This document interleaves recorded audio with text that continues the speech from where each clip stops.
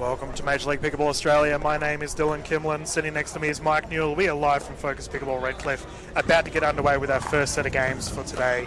Mike, how are we feeling, mate? Feeling good, Dylan. Excited to be here. It's beautiful, no rain, so we're ready to go. Yeah, this should be a pretty exciting one.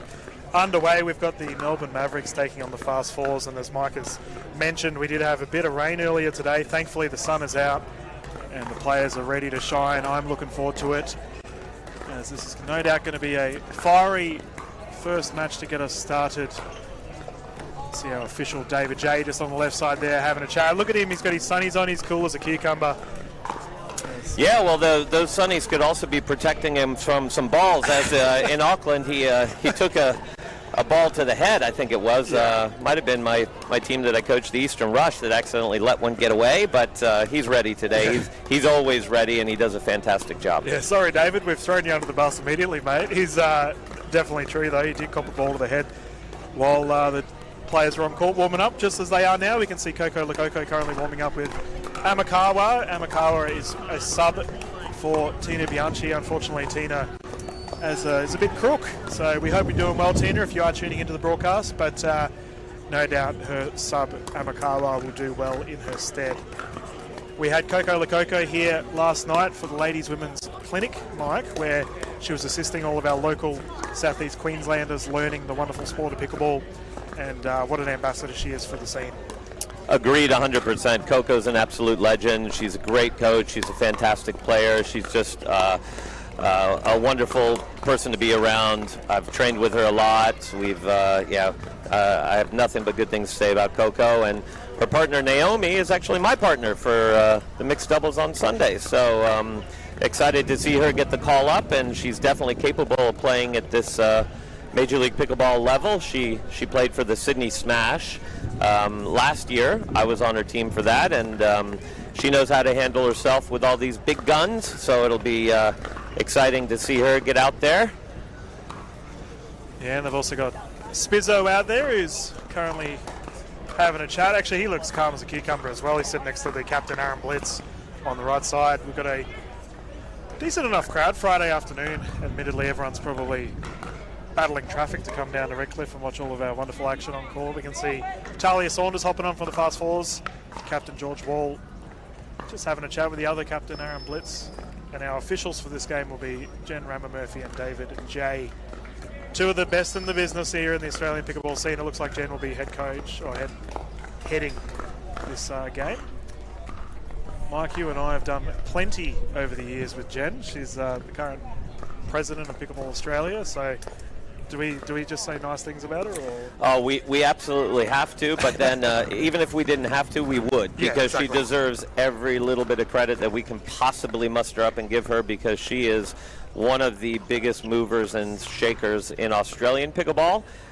She's been everything from, I think, Brisbane Pickleball Club president to Queensland Pickleball president to now, president of Pickleball Australia. She's helped to get all the states sorted with their constitutions and everything formulated. She's part of the Oceania Confederation. She's in the global pickleball. I mean, this lady's doing everything.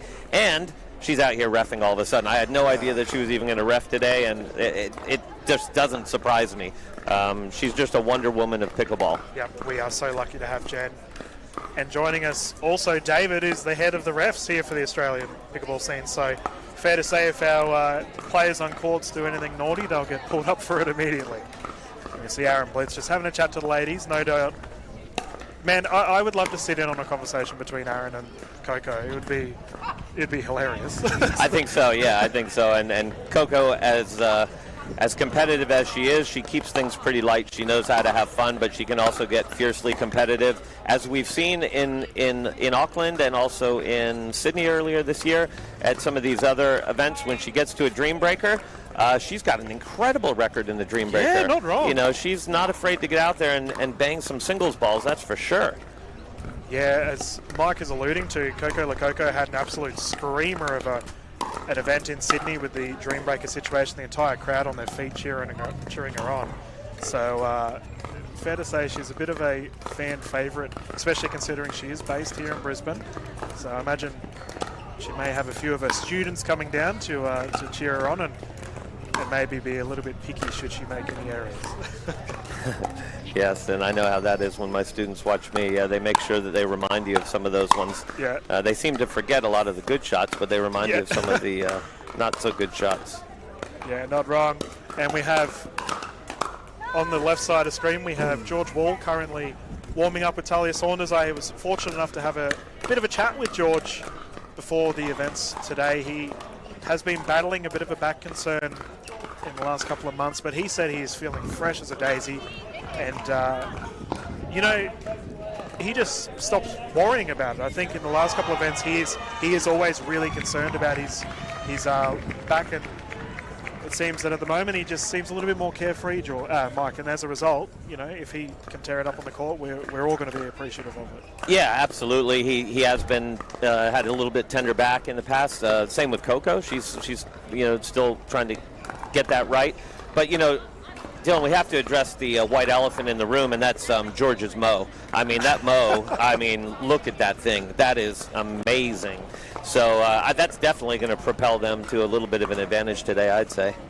There we go. He's looking fabulous on the court, that is for sure. Yeah, we've got the thumbs up in the commentary booth for the Mo. Gotta love the Mo, and it's not even November. So, this is incredible. I'm very impressed, George.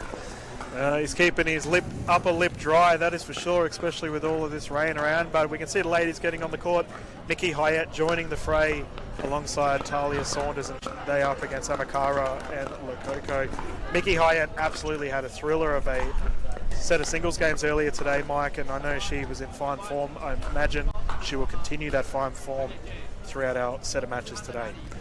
Yeah, well, it's going to be very interesting. Mickey is a fantastic player, and the ladies out there right now all have a unique ability, and Mickey's is hitting hard. Mickey is what I call double-barreled, baby. She can hit hard off the forehand, off the backhand, off the bounce, out of the air. You're going to see a lot of balls coming with some heat off of her paddle, especially starting on that end where they are now. There is a bit of a breeze behind Talia and Mickey, so they're going to have to, the ladies, Coco and Naomi, are going to have to be ready because balls are going to be coming quick. Now, having said that, she's also been working on her soft game, and she's doing a great job with her touch and her feel and her drops and her dinks. So, Mickey's definitely a standout player, so it's going to be exciting to see how they take this on. Coco and Naomi, probably a little bit more geared towards the soft game. It's probably their strength. Naomi has incredible resets. She's quick around the court. She's got soft hands. She can attack the ball when it's there to be attacked, but I think she might leave that up to Coco a little bit more, who's a bit more of a dominant player. And it'll be interesting to see if they decide to stack or what they're going to do with their positions on the court. But, we're looking at a fun match coming up. And it looks like our official Rama Murphy's given the okay. We can get started. Mavs to serve 0-0.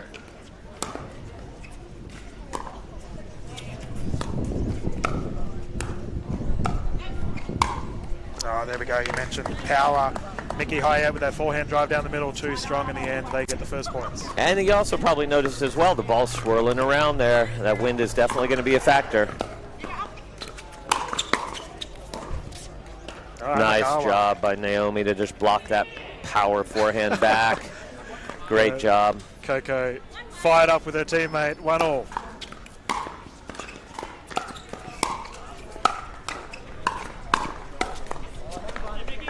Nice ball by Mickey there. She just went straight at the body of Coco, and Coco couldn't quite get out of the way quick enough, so here we are, 2-1. It's funny, Mike, that I find Talia and Coco get along really well, and here they are battling each other out in the Major League Pickleball Australia. Yeah. It's funny how that happens with the draft. There we go. And that'll no doubt come up in a conversation later on. Talia Saunders having her ankle broken. Coco Lococo firing herself up. Yeah, as a coach, I love to see that placement. She just pinpointed the line there and put the ball low to Talia. Very difficult.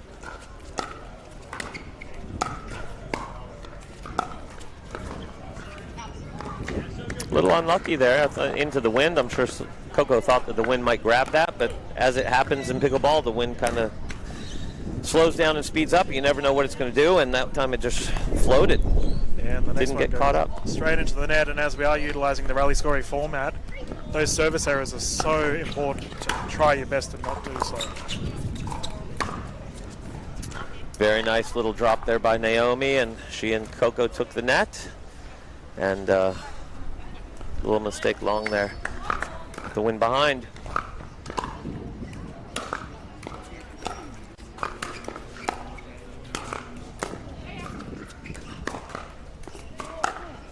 Ooh, Coco going for a backhand unlucky. Looks like it was that Coco? I thought it was Roger Federer. Single-handed excellence. She's one of the few players where you will see her using that single-handed drive, and she does usually hit it pretty well. She just missed that one.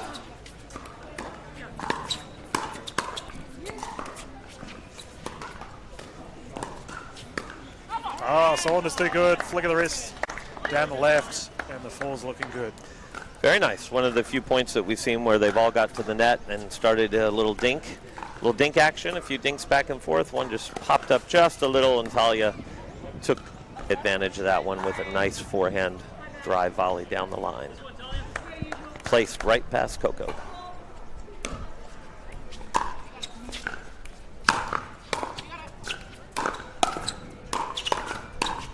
Oh, fiery. Amakawa holding her own right now. The sub doing good work. Not phased at all from Mickey Hyatt, and they're absolutely terrifying backhands.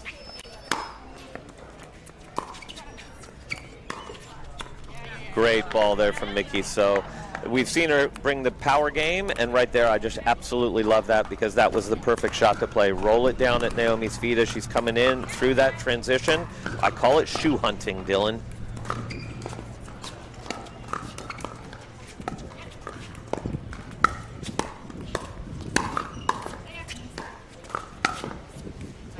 Oh, just long. Point of the finger. Coco looks over to official Ramon Murphy. We'll see what the official call is. Confirmed long. Falls get another one.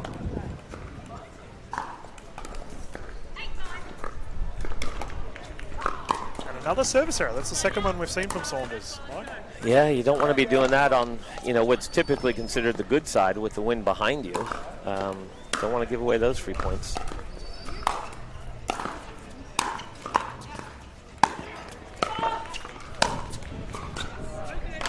Great job by the ladies on the fours there. Took the net away, kept control, ended up placing the ball very nicely. Yeah, and Coco, after that recovery, was wincing a bit. We do know she's playing with a little bit of an injury. Hopefully she's okay. She's tough. She's back on.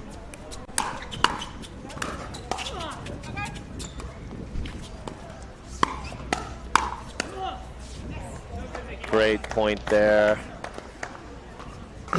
Mickey made a great job covering that middle, sitting on that forehand through the middle, and ate it up.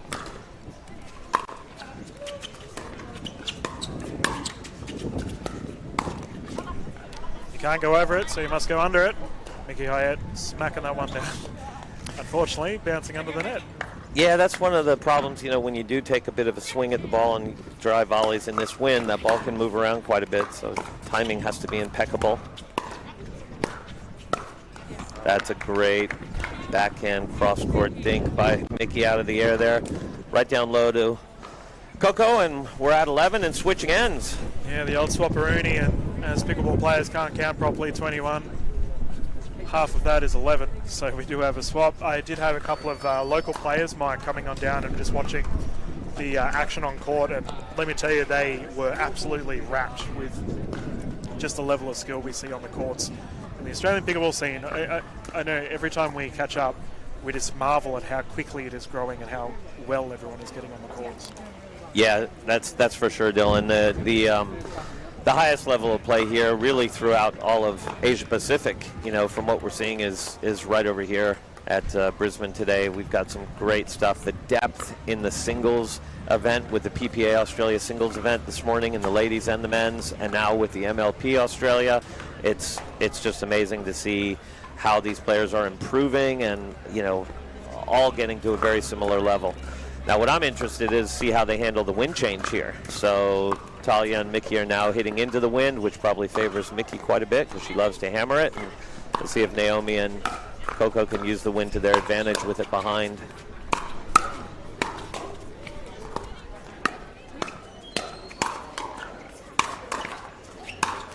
Amakawa lunging, unable to dig that third one out. Mike, she was brick wall in defense, not to be, however. That's exactly what Naomi's very good at. She made a couple brilliant resets there, just kept trying to get the ball back, but Mickey's just a powerhouse. Double-barreled Mickey Hayat.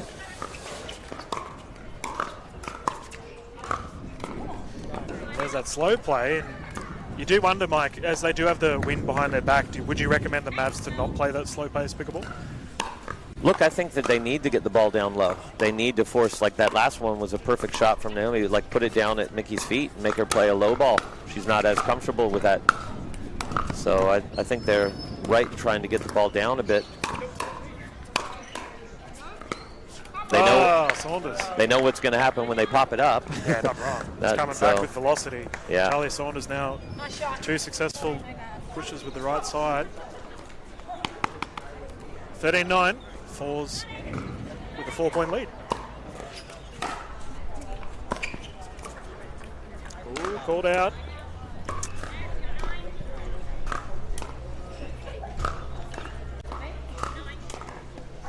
Sneaking their way back into it.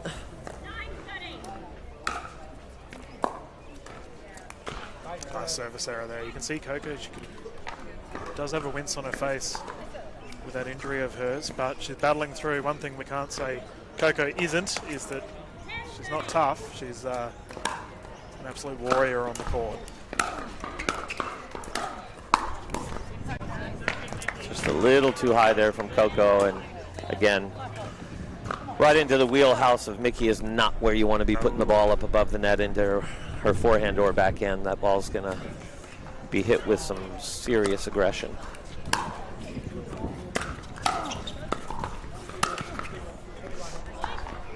Backhand error there for Lakoko. Talia Saunders will gobble that one up for sure. 5-point lead right now to the Yeah, Spurs. I think maybe a timeout might be in order here from Captain Blitz if they lose another one.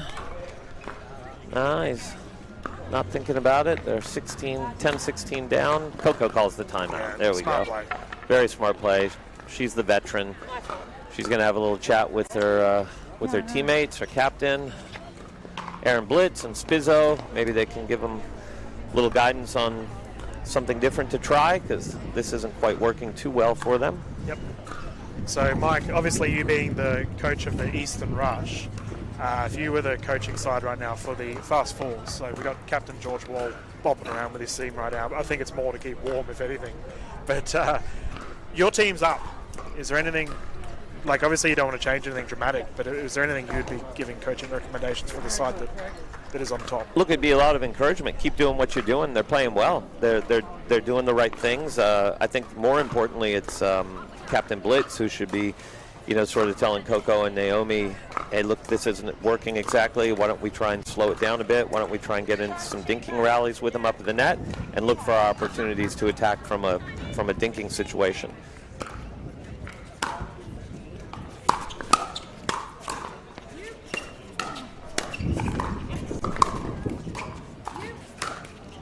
Good luck getting that one back. Unfortunately there, it's just, Talia and Mickey are so dominant that they force you to play that power game. They take the net, and then all of a sudden you're on their back foot just trying to get balls back, and then eventually they smack it away. This is what they probably need to get more involved in. Almost. Too good. And you're right, Mike, it's absolutely impressive right now. The Fours in fifth gear, smacking it around. Talia Saunders getting it back 18-10.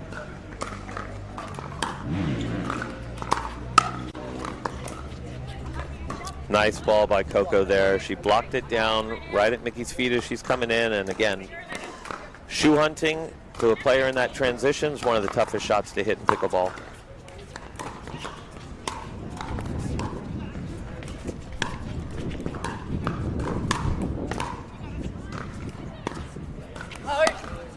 That one's called wide by Lakoko. Very human of Mickey.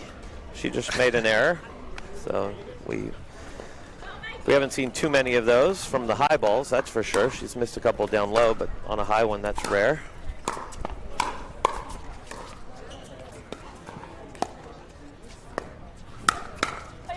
Very nice there from Coco. Set that up with a nice little dink cross court.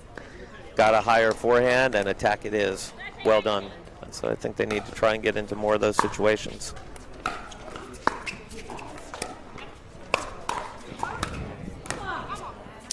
Ball wide. Falls 2 points away from victory.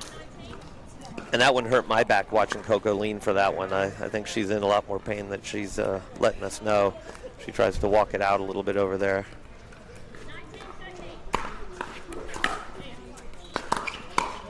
Oh, Amakawa, too strong. Great job from Naomi, sitting there just waiting for that high ball, and placed it away from Mickey. Down and away. Very nice.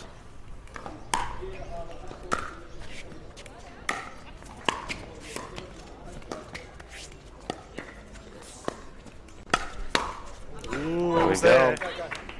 Very nice by the Melbourne Mavericks ladies, getting into that dinking situation up at the net, neutralizing things, and then looking for an attack. And Coco's not afraid to pull the trigger. Yep, there's that trigger being pulled. Yeah, you'd probably rather see her do a little slice drop there and get into the net and go with what was working the point before. Ball called wide. The game will go to the fast fours. And Mike, I have to say, considering Mavericks do have a sub in Amakawa, she played tremendously well, getting absolutely blasted at by the ladies, but I think she held her own. Yeah, absolutely, absolutely. And that's what Naomi does really well. She controls the ball very well. She resets the ball. She's got a nice soft game. She had a couple nice little blocks, but ultimately Talia and Mickey are just too strong. Their power game with the wind behind and into the wind was just too brutal. They just weren't able to handle that. So now we'll see what's happening with the gentlemen warming up. We've got Fast Fours George Wall and partner Barry, Oliver, Sampson, Bob Gray taking on Damien Spizzo and Aaron Blitz.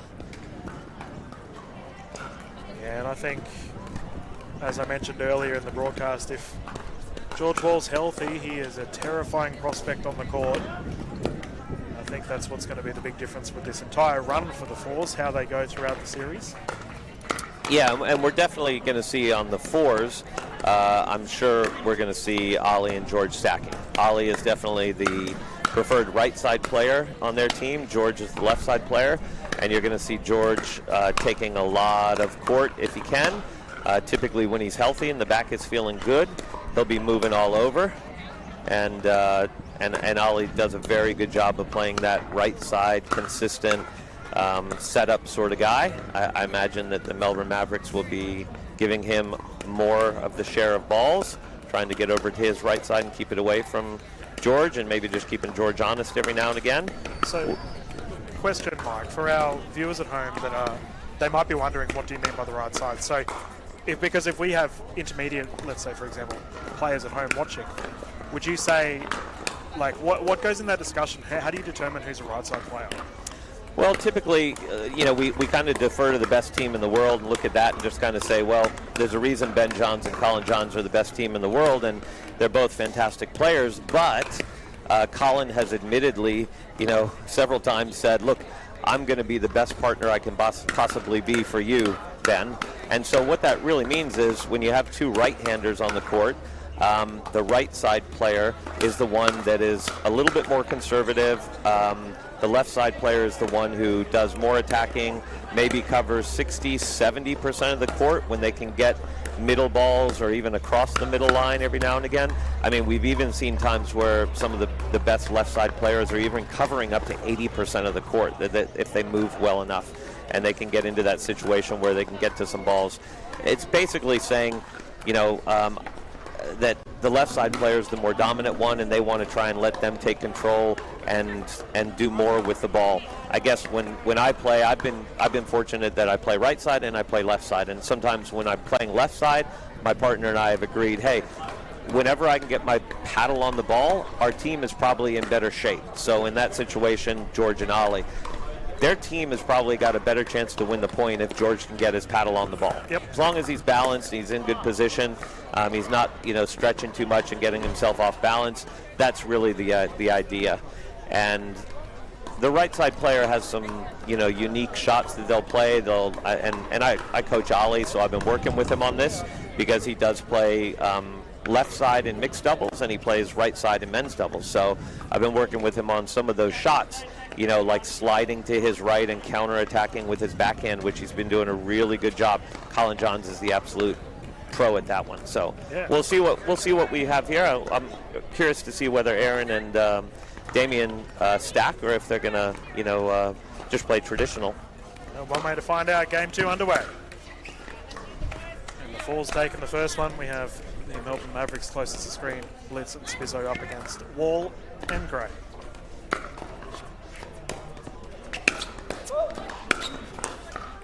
Now we have a foot fault. Damien, you talked about shoe hunting earlier, but Jen Ramamurphy, the official's doing the exact same thing.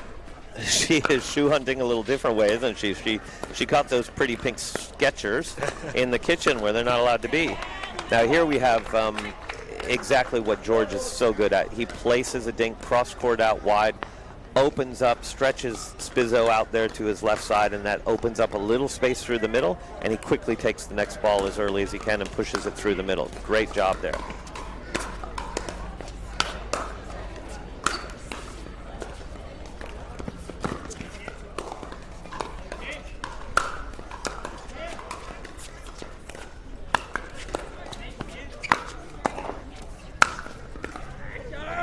Excellent job. Absolutely straddling the kitchen there, Wall, but got the job done. Well, yeah, I'm not sure we can give George the Ernie credit there. We might give him an earn.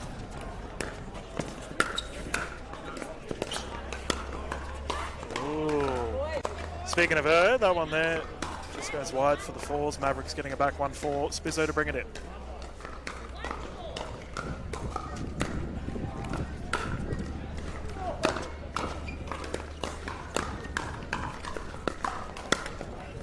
Nice play by Spizzo, 2 points in it.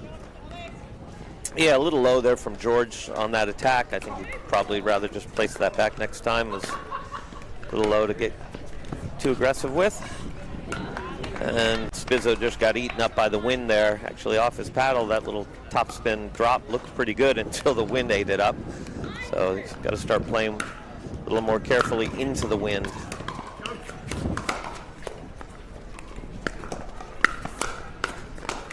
Oh, George is going for it, not to be. Yeah, and that's what we were talking about. That all day. If I was Ollie and George was my partner and he did that, I'd be saying, awesome move, great job. He had the ball he wanted, just missed it, no big deal. Didn't execute it, but that's a great move.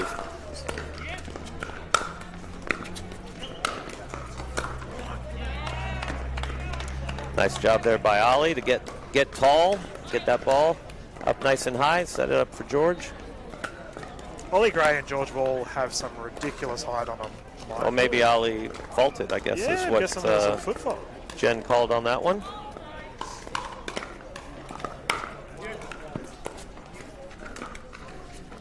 Tied game, 5 apiece.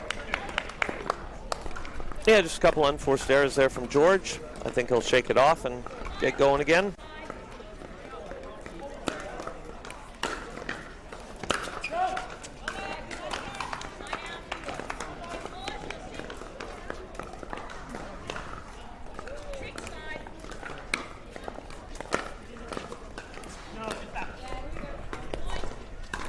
That's called long.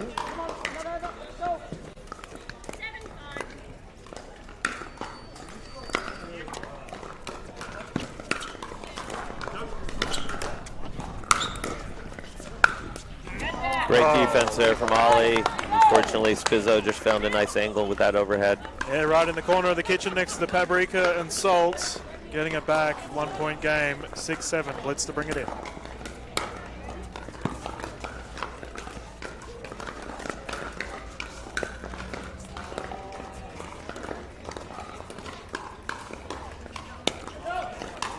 We've seen that happen a couple of times, Mike. A speed up attempt going long.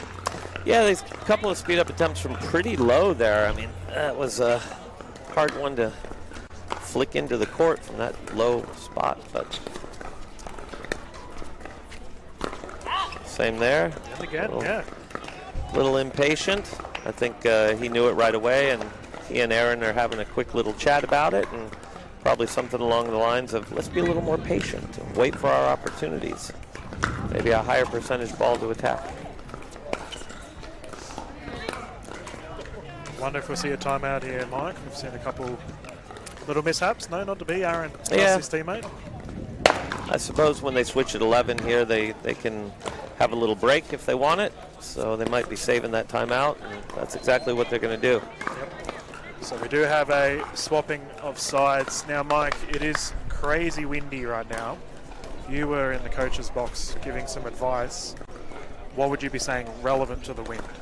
Well, definitely Damien and Aaron are now switching sides. They were struggling, into the wind. So I'd be saying, okay, guys, look, let's identify the wind's behind us. Let's go with our drops a little softer so that we can get the ball to clear the net. You don't want to sit it up too high, so you're going to have to play it a little bit softer or a little more topspin on it to get it to drop as it goes over. And I'd be trying to set it up again for the Melbourne Mavericks where they're getting into a dink situation. Test these guys, like make Ollie move a little more side to side, make George move a little bit. Just be patient, keep the ball low, and see if you can try and, work this team and create a high percentage opportunity to attack. Not a ball down below your knee, but a higher percentage opportunity. Yeah, we've seen just consistency from the fours, Mike. They're not making many errors. Yeah, and they're putting the ball to Spizzo a lot, so he's just missed a couple, so they're going to try and keep making him play. Called wide. Currently 7-12. Spizzo will be bringing it in.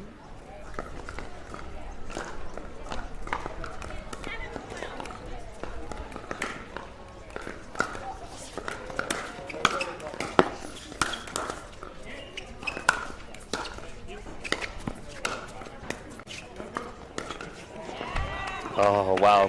Great hands from Aaron Blitz to get them back into the point. He played some incredible defense there. Got he and his partner back up to the net, but just barely missed that last attack.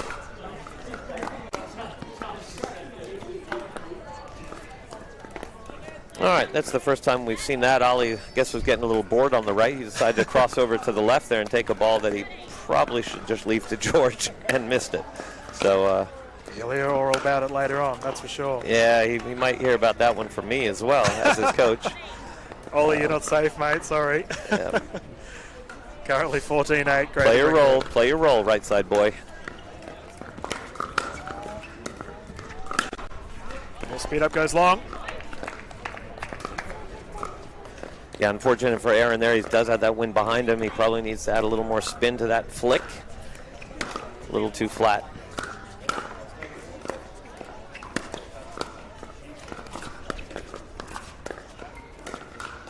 And there's that speed up once more, catching the hip of Gray. Great placement on that attack from Aaron there. Really nice, right at the body. Kind of surprised Ollie, I think, coming from the cross court. He wasn't quite ready for it. And again. And again, they're on to something.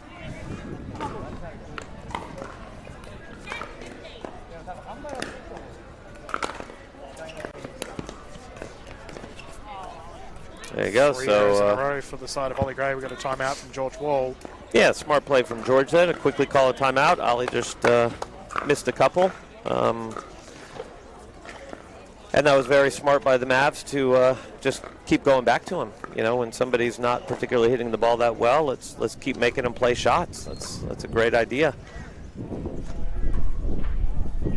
As we progress with our games today, Mike, we have a whole bunch of fun to get underway with the broadcast. Your Eastern Rush side will be duking it out later on today. Have you, obviously don't give any trade secrets away, but a lot of them do play here in Southeast Queensland. They sort of know the conditions and whatnot. Nothing really different going forward for this event? Just look, some of these players haven't played here before, so actually they were very excited. You can see we've got a beautiful center court, but there is quite a bit of wind swirling around, and with that stadium behind, it does get very swirly. As you know, you're the head coach here and the director of pickleball here, so you've been on these courts a lot, and you never know what the wind can do. So it really is getting comfortable, just being right here on the coast. We've got the beach, probably half a kilometer away, and balls are going to be moving around quite a bit through the air today.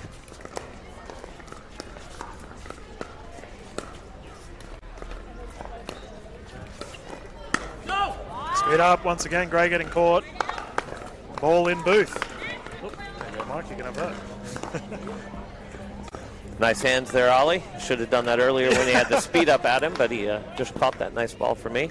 But you can see again, you know, Aaron and Damien have decided let's try and see if we can get at Ollie a little bit more and attack at him. HP is good. Great points. Whoa, George got pumped up there. We love that. Yeah, always good to see an ATP defense. Wonderful rally. The Fours 3 points away off victory right now, 18-12.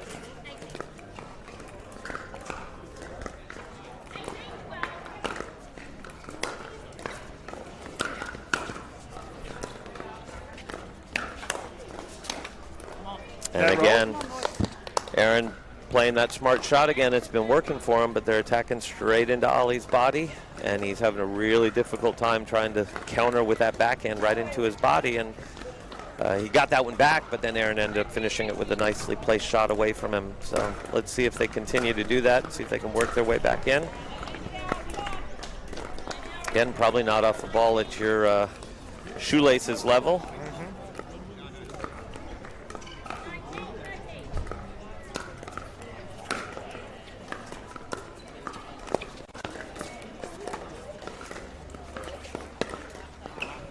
There's that speed up once more. Gray, however, too much oomph on it. Yeah, a little impatient there. Again, the ball's pretty low. It's not a lot there to attack with, but he tried to speed it up and it went long. It's a difficult shot to make. That's a lot easier when it sits up high. Yeah, nice juicy one there for Gray. Puts his team in a game point situation right now. 2014.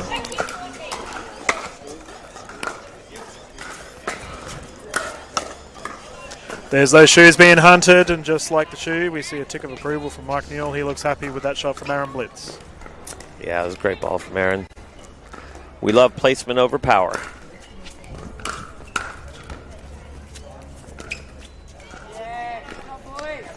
George again with a little speed up off the bounce, down low. Didn't quite make it, but let's see if they can go one by one here and get themselves back into this game. Well, that was interesting. We haven't seen Blitzy fire a two-handed backhand at all. No, he's normally right.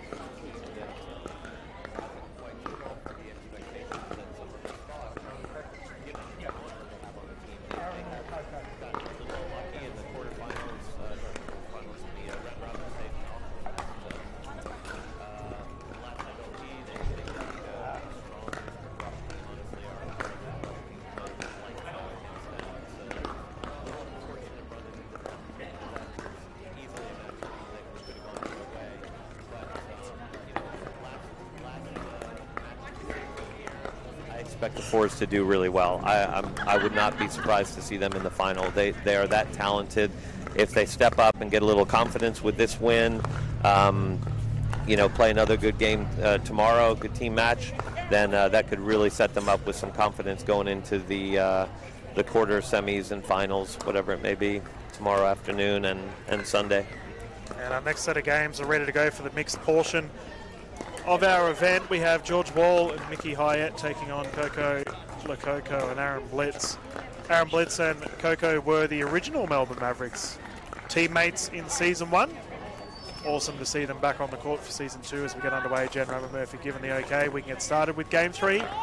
Mavericks to serve, 0-0.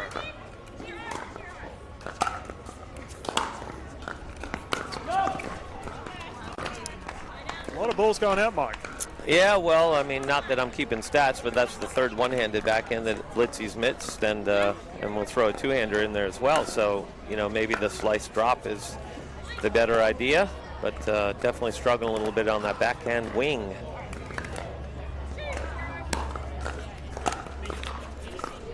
Double returning error there for the Mavs. Yeah, Coco will shake it off. Blitzy will shake it off. Here we go.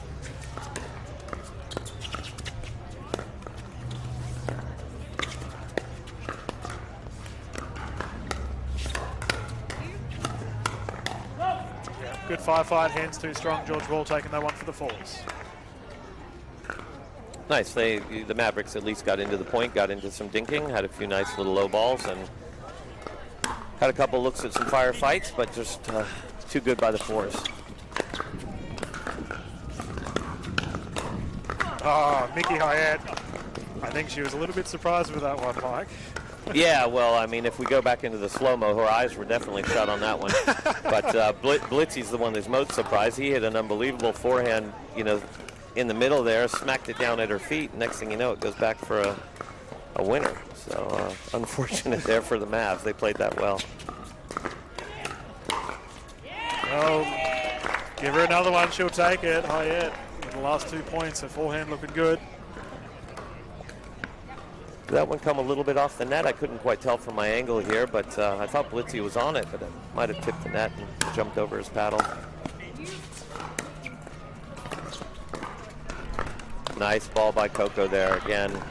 You know, that's the part of the game that Mickey's been working on and getting a lot better at, but it's definitely, you know, if you have the choice, get the ball down low to her, low and slow. You don't want to pop it up too much because that's what she'll do. Fantastic job sliding a little bit to her right and just countering with that backhand. A la Annalie Waters, we might say.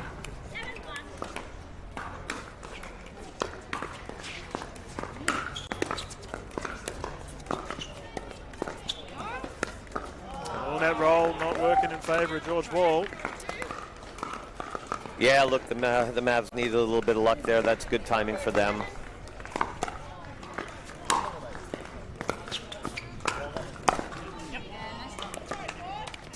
Coco just sneaking in a little bit too much into that transition, and that drop from Blitzy just sat up, and George made her pay by getting down at those shoes. Bang, put away. Easy peasy for Aaron Nice. Blitz. 5-point deficit here. I feel like, Mike, that the Mavs really haven't had any big bursts of points. They really need to get on a run right now. Definitely. Not easy to do, though, when you got the highlight Hyatt on the other side of the court. Mickey coming up. Smiling after many of these volley battles going her way.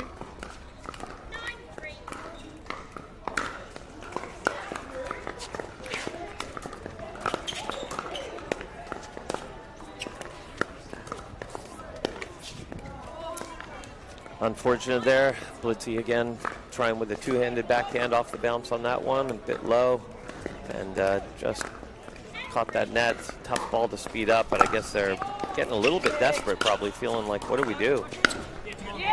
That's one way to respond. Single-handed backhand on the right side is perfect.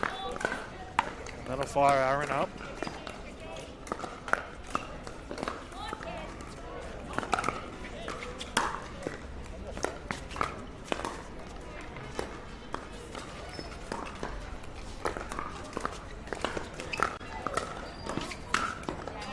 Too good. George Wall. That was patient pickleball there, Farron. That was. Stayed back. Blitzy made a couple good third shot drops there, worked his way in, and, you know, honestly, I think that was just, we can chalk that one up to Coco's back. That was tough. She just couldn't really get down low for that one. Normally that wouldn't be a problem for her, but yeah, you can see she's in a bit of pain in that with that lower back. And we've got a swap of courts right now as the players will get onto the other side of the court.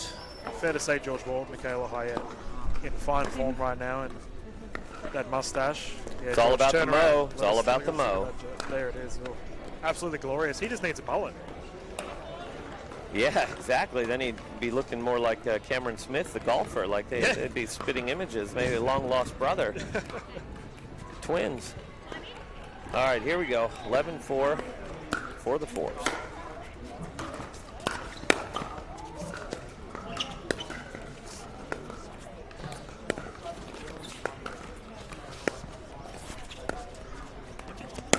Oh, come on! Hit the post. Almost had it. Almost. You know what I liked about that one, Dylan? I coached this a lot. George played a third shot drive, got a shorter ball, played a fifth shot drop, got into the net, started dinking, got himself comfortable. You know, classic, not particularly cool and flashy type of pickleball, but it's the way to play. He's just a rock solid player, and I love that.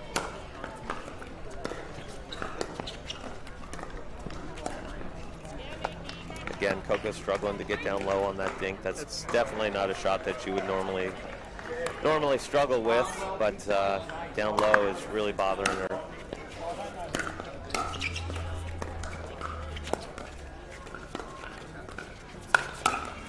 Yep, too good for George Wall, and he is popping off right now. It's fair to say, with your analogy there, Mike, that it's almost a salad play style. It's nothing flashy, gets the job done. It'll do you. Yeah, it's about percentages. You know, it's high percentage style of play. Oh, talking about flashy play. That was crazy. We had another HEP defense. Unfortunately, it popped up straight into the forehand of Mickey Hyatt.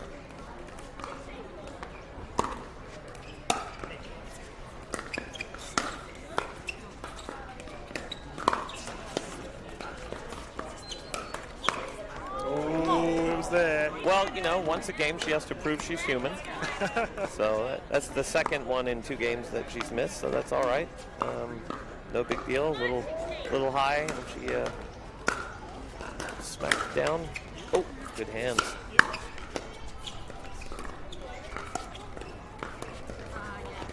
Great effort from Blitzy there. I mean, it's so tough to go from attack to all of a sudden reset. You know, that's an excellent play by him. He had a nice attacking backhand, came back really quick, soft reset, right back into the point.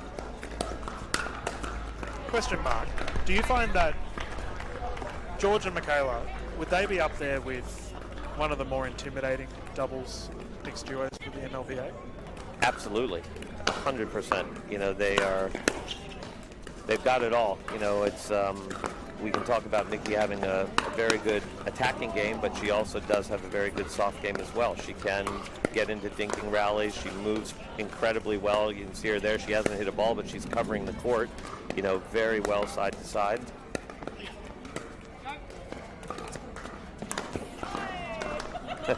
Blitzy going for a little showboat highlight reel tweener there. Probably, if they were 18 all and not 6-18, he probably would have just played a normal shot there to just make sure he could get it back. But switch, and it's good. And a little bit of luck never hurt.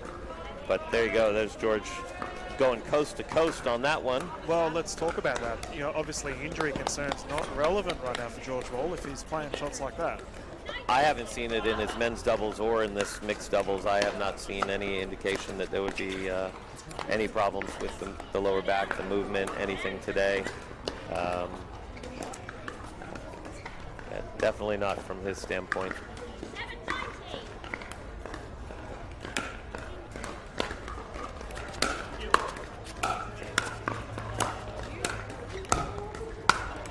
Relentless. George Wall putting it away, 27. They now move to a game-end match point situation. If they can take this victory, they're forced to 3 games with the W next to the column.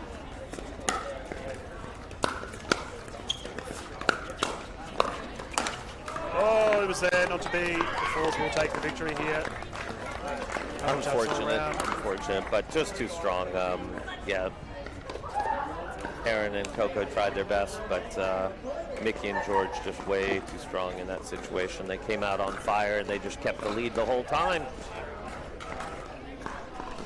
And our next set of teams will be on the court in a jiffy. We'll be having Talia Saunders, Ollie Gray up against the duo of Spizzo and Amakawa. But fair to say that this has been a very strong start for the Fast Fours for their campaign this weekend. Yeah, absolutely. We might call it a fast start, hey? Yep. Now, can they close out the fourth match so that they have a fast 4-0 start? Sorry. Don't get me started with my dad jokes. You definitely don't want to hear my latest ones. I mean, everyone at home has just lent a little bit forward in their chair, wanting to hear some of them. No doubt they'll come out as the broadcast goes along. Now, I'd like to be invited back to do some more commentary, so I'll just say, geez, I forgot them. I had some, but I can't quite remember them. Speaking of dads, Ollie Gray's father, Adrian, watching on, no doubt cheering. Fast Fours on. It's good to have Adrian involved with the Queensland side of Pickleball. And the big boss, the president himself. It's something we should probably mention, Mike, and how lucky we are, obviously having Robert Murphy calling this game. But our state and national bodies coming down to support all of the events and cheering our players on. We do have a tight-knit community here in Australia. We do, absolutely, agreed 100%, and it's only growing bigger and hopefully staying tight as we grow. It's one of the advantages we have here in Little Australia. Mavs bring it in, 0-0, Amakawa with ball in hand. All right, so this will be interesting. We see Ali moving to the left and Spizzo moving to the left. So we're going to see those guys who have been playing on the right side when they were... actually, no, Spizzo played on the left with Aaron. It's just Ali that was playing on the right side with George. And Ali's going to try and get large here and move a lot. See if he can be a little more dominant. We'll see how that works.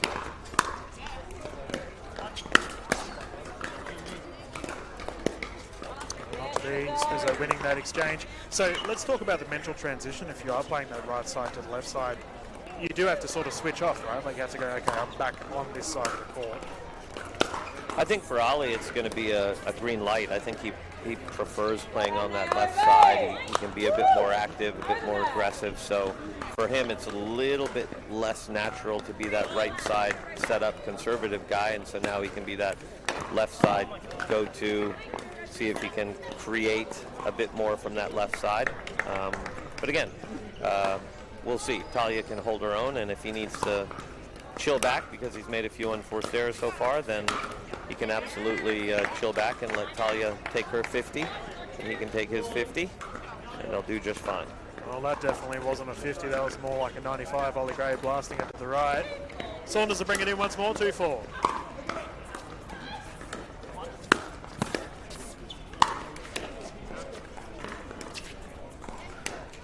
I have to say, Mike, Ollie's defensive game seems to be something he's been working on this year. Well, from what I've seen from calling him, he's just significantly more reliable on the defensive end. Yeah, definitely. I mean, overall, you know, he's been working super hard for like the last 9 months. He's been working so hard. He's fortunate he has a court in his house, which is great. He has a ball machine. He has plenty of people to hit with. So, you know, it's all there for him, and he's taking advantage of it. But right now, they're in a spot of bother, being down 3-6.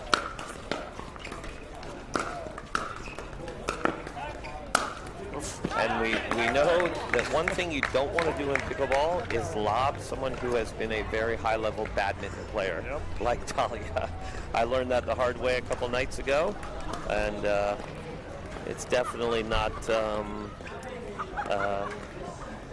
going to work out in your benefit when you're lobbing somebody who has that ability to jump and snap the paddle like she does up above her head. Sorry to interrupt you, Mike. Amakawa was absolutely cacking herself right now. She got falconed off camera And what exactly is falconed? I don't know that Australian term. You cop a ball to the head. So okay. someone was retrieving the ball that, ironically, Talia flogged off the Sunshine Coast, and falconed. Okay, I'll have to remember that one. I'm going to use that one if I can. Recovery from Amaka was there, not to be, however. But yeah, no, she got the ball to the noggin and was having a very, very solid laugh from it. Nice. We saw a great lob there. A very good right side lob by Talia that last point. Excellent job. That's definitely one of the plays that can come in handy when you have a player that's a little more vertically challenged, like Naomi, and you have a player like Talia who can see that opening and get it over her left shoulder into that back right corner of the court.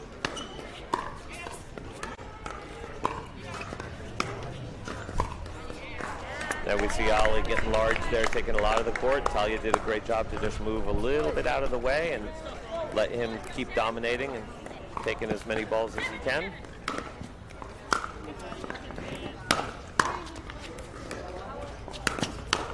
Oh, there it is. Pulls the trigger. Ollie Gray coming down the middle of the court. You mentioned it earlier, Mike. You wanted him to play a bit more aggressive. He's done exactly that with that Apollo play. Yeah, incredible power from that Joola Perseus, and smacked that one away for a winner. Nothing they could do about that. Fair to say he hit it for four? Yeah.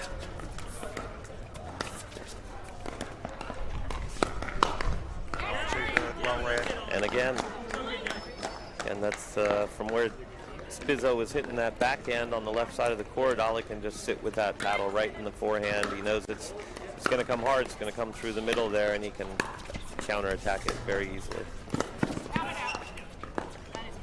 And that's something I love seeing as well, is that little backhand topspin flick cross court. Typically very easy for a tennis player to understand how to do, but Ollie comes from a soccer background. And so I love seeing that, where he's learned some of these shots that are traditionally more, tennis type shots on the pickleball court, and he's really embraced that ability to play some of those shots. Yeah, I mean, they're kicking goals right now, as Ollie Gray and Talia Saunders have moved to an 11-7 lead for this game 4. It's always interesting, Mike, the backgrounds of all the players that we have on the courts. You mentioned already Talia Saunders coming from a badminton background. So it's almost the start of a bad joke, right? Like a badminton player and a soccer player hop on the pickleball court. What happens? Yeah, exactly. And they both have worked hard. That's the great part about pickleball, is you don't necessarily have to have that tennis background. I mean, Damien Spizzo comes from a tennis background. He was one of the top juniors in Australia growing up, and Naomi Amakawa, I'm not sure of her background, if she's a tennis player or not, but it's fantastic that you can adapt and learn this sport and come up with some of these shots, and they're still adapting and coming up with new ones. It hasn't stopped. Well, it's called wide. So immediate side out. Mavs only 3 points off of the score right now. They are definitely not too far away.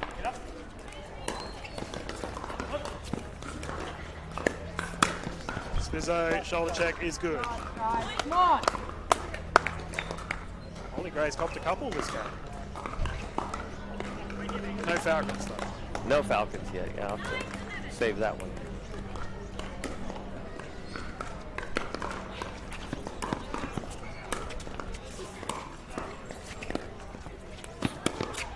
Great job there by Ollie. He saw Damien just sliding a little bit more towards the center of the court, and caught him back behind. It's important to keep players honest when they're trying to move quite a bit.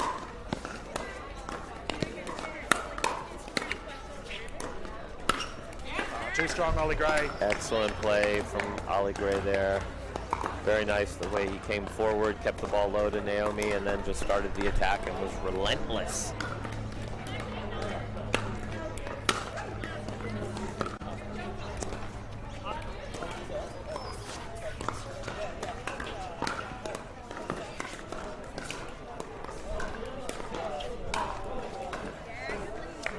Just missed it. Very close, Amakawa. Had the shot. Not to be, however. Love that from Talia, though. Look, she moves so well early in that point. One of the tough things to do when you have a player like Ali covering a lot of court is for the player on the right side to move out of the way of the partner coming across. It doesn't always work so well, so she sees that right away. She gets out of the way and then moves forward to a great low ball up in the net. Excellent job by Talia there. Oh, bodied. And there's a bag.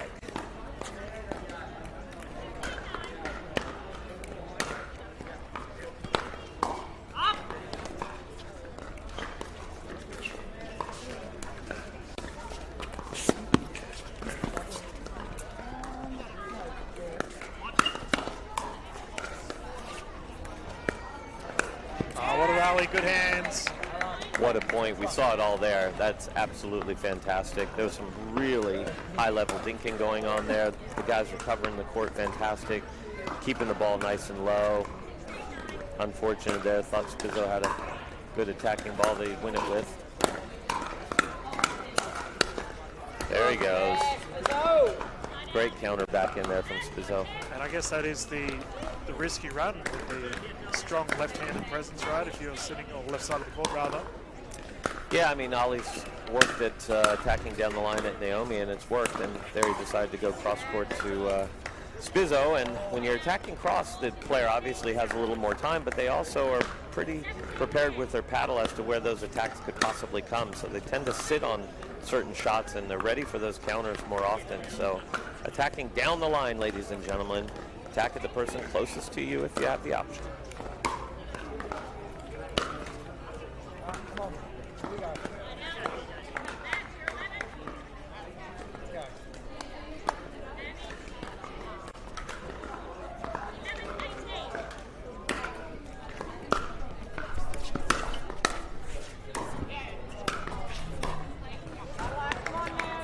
Fours. Just inching ever closer to that victory. Consistent pickleball, Mike. Been not many errors on the side of Saunders and Gray. That's right. They're playing rock solid.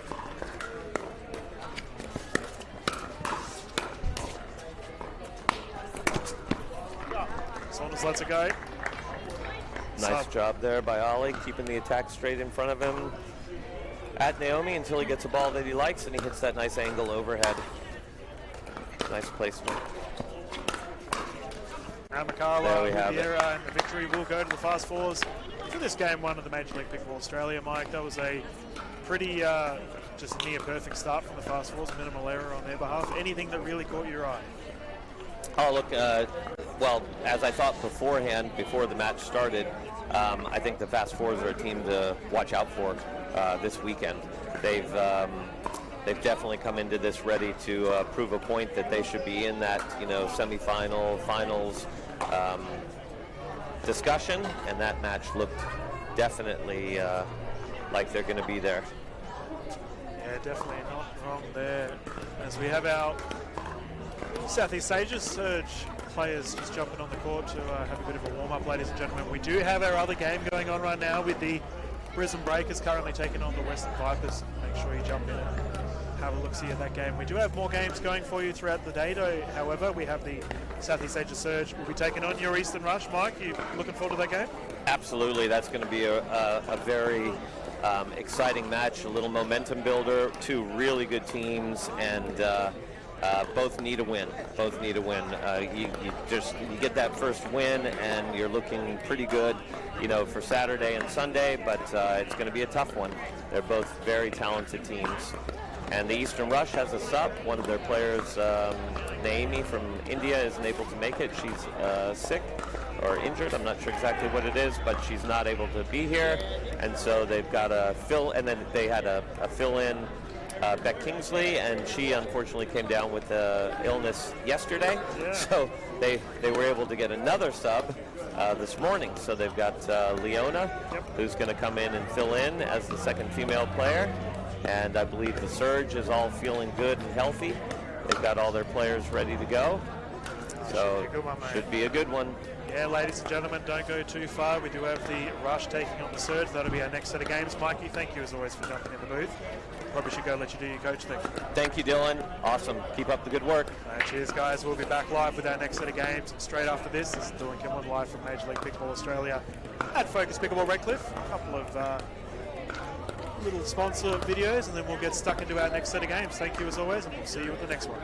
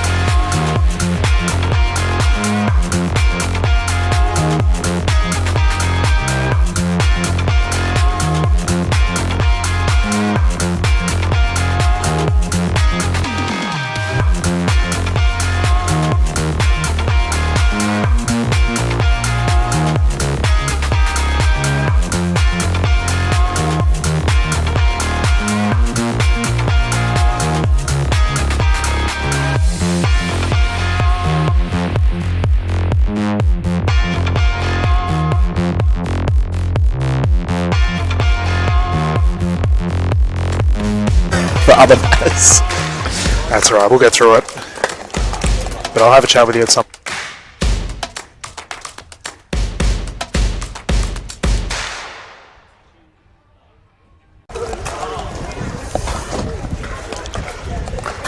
Welcome to Major League Pickleball Australia. My name is Dylan Kimlin. We are live from Focus Pickleball Redcliffe, just north of Brisbane in southeast Queensland. We're about to get underway with our Game 2 of our action today with the Southeast Asia Surge taking on the Eastern Rush. Sitting alongside me, Brendan Lee. How are we, mate? Dylan, I'm very well. It's great to be here this afternoon.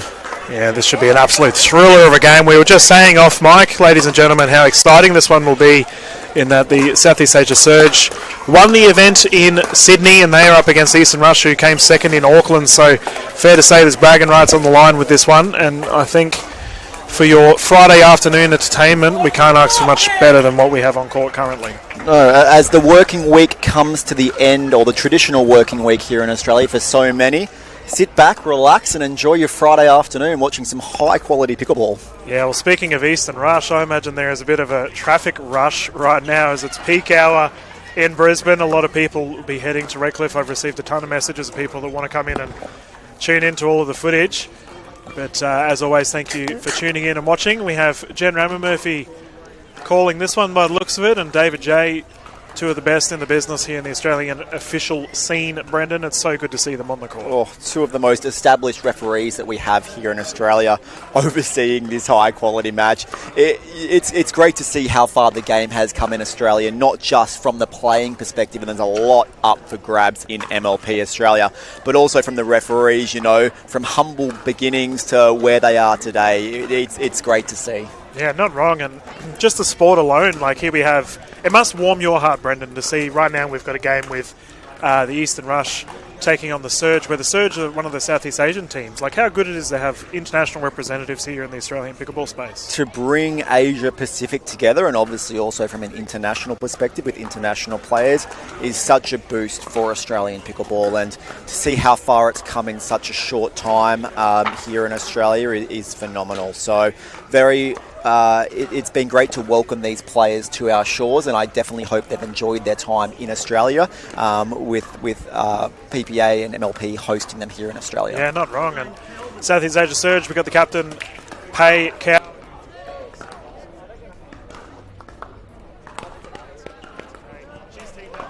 Saying they're up against Katie Hart, and the super sub herself, Leona Quinn, is in. Unfortunately, Meta is not in town at the moment, but Katie Hart's good to go. Eastern Rush will get underway 0-0 for our ladies' events.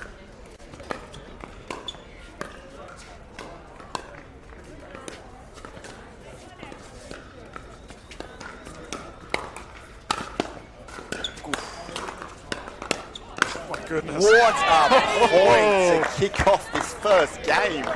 Katie Hart somehow, I don't even know how she got to several of those balls there, Brendan. No, a phenomenal effort there, and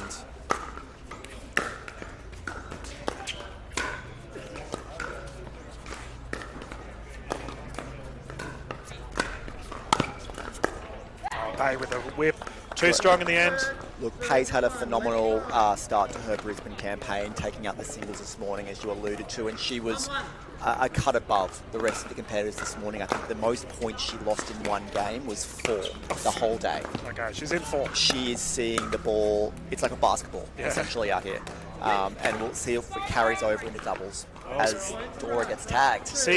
Talking about seeing the ball, poor old Dora's copped one there. She didn't see the ball, actually. Yeah. She felt it, though. 2-1. Return called long. Super sub Leona Quinn to bring it in. The Rush with a 2-point lead. 3-1.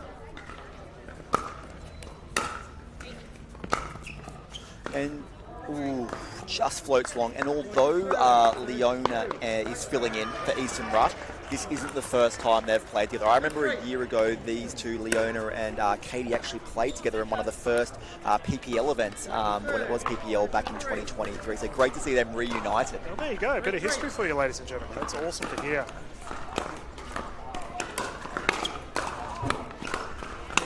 Oh, it was there. Leona normally with that high-level badminton background puts those smash attempts away. Not to be in this instance, Dora sang to serve. doesn't miss them often, and Dora was lucky she didn't wear another one there, to be honest.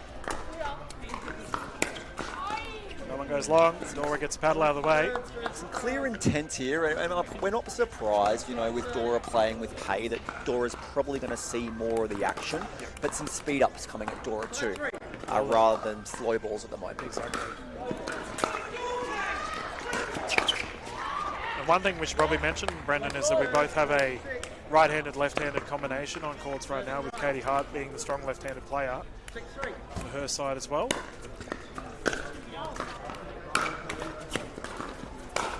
Hey, too good, puts that one away.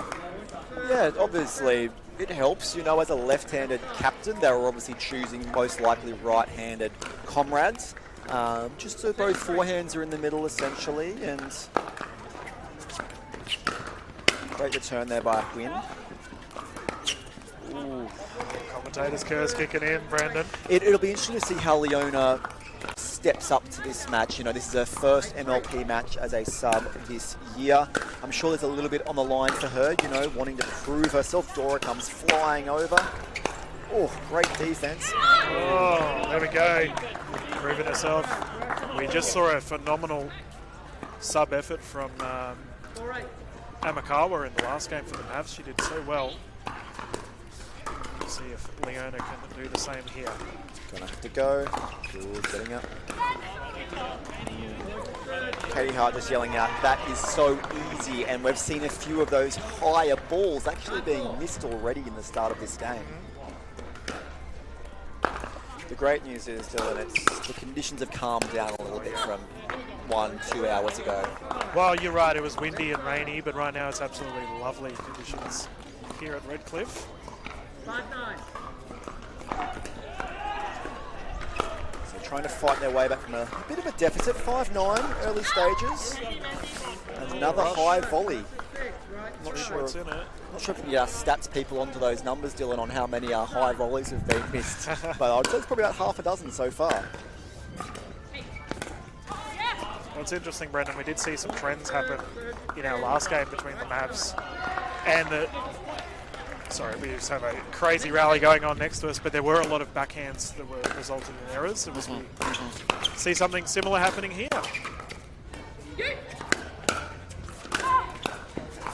Great dig there by Dora. She comes flying in. Oh, Dora had the opportunity. Great defensive effort not to be, however. A great reset there by Dora to get her team into a winning position in that point, and unfortunately just missed that high ball, but a great effort there nonetheless.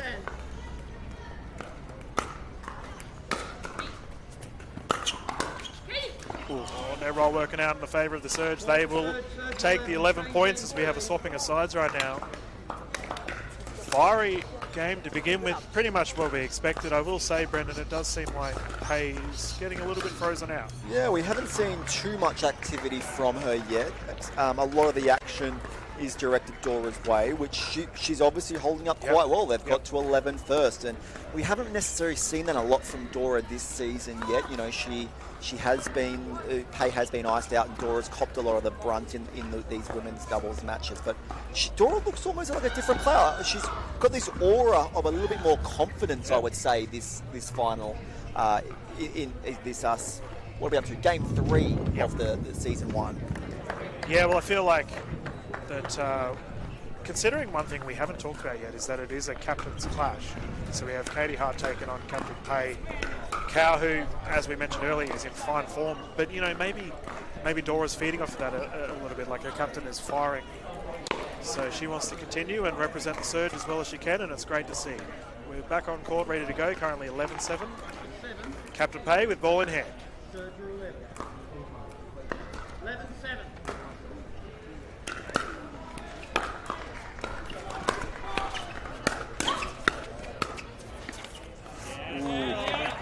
Pay really trying to insert herself in front of Dora there, taking that higher volley.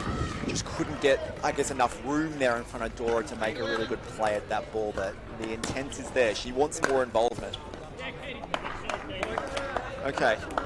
What we probably haven't talked about either, Dylan, is maybe there is still a slight breeze. It's not completely still out here, and I'll have to get the weatherman onto which direction that wind's blowing, but is that end that the Eastern Russia up the more favourable end? Definitely is. So the wind will be blowing straight in the face of Dora and Pay currently.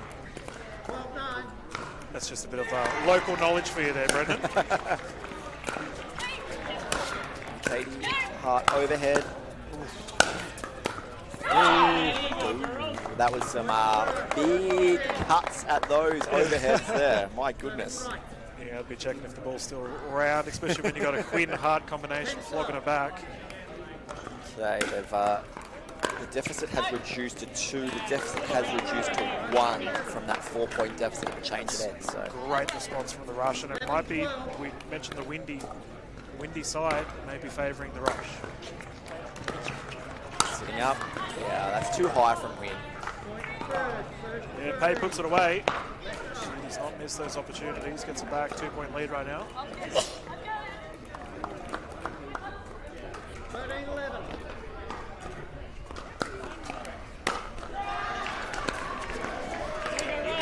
Okay.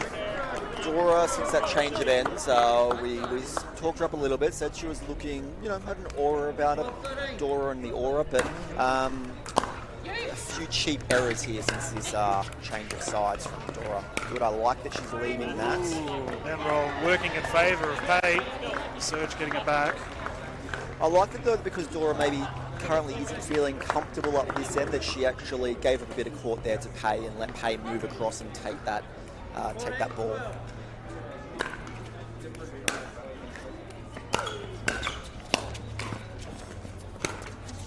Ah, there it is. There's the poach from Dora. We talked about confidence. There we go. Big poach. Get out of the way, Captain. I got this. Yeah, and that's clearly a tactic. We've seen that from both of them. There's a third shot drive, and then the other person is really looking to bake that next ball. Yeah, well left. We have a timeout here on the side of Katie Hart and Quinn.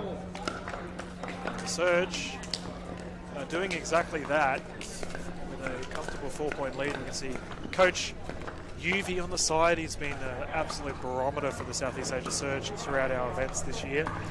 And Brendan, you've had the pleasure of joining the sides in our first season. What's it like when we have a timeout? What would you expect the players to be talking about right now? Yeah, well, this scoring format is so different to what we're used to. The rally scoring, things can change very, very quickly out here. Obviously, although you're going into this timeout with a lead, things can change very quickly. So it's a matter of, yes, the finish line is in sight, but it's still a long way to go. So it's 1 point at a time here from here on out, essentially. And as we know, once you do get to 20, it has to be 1 on serve, essentially. Yep, that's right.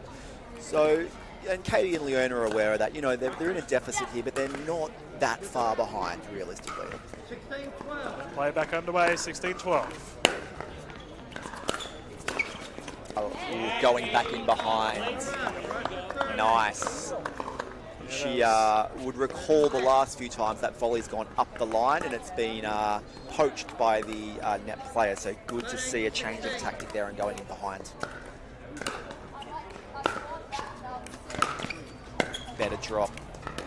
Oh, that's up. Not comfortable. And look, that's something that Leona Quinn has been working on. She's been trying to bring that double-handed backhand into her game in recent months.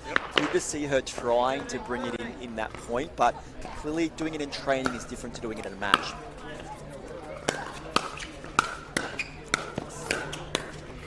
Oh, look at the hands go. And that is short.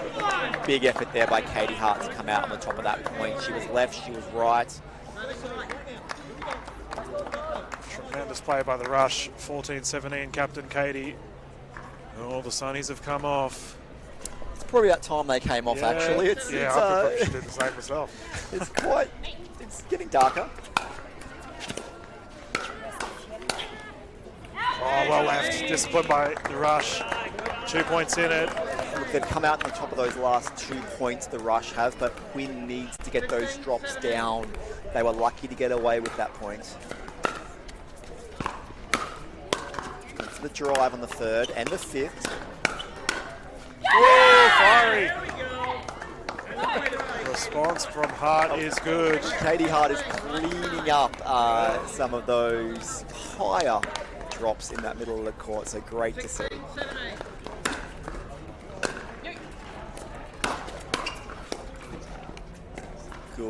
set there by Huynh. It's up.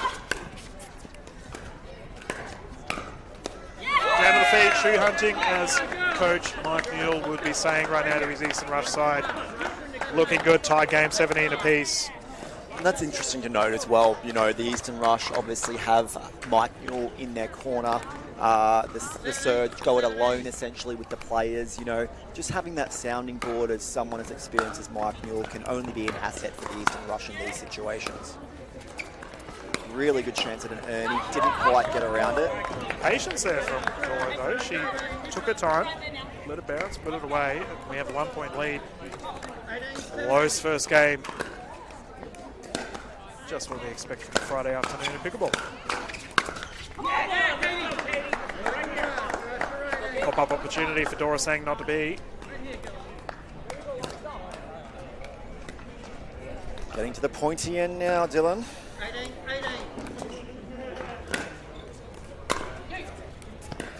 Good.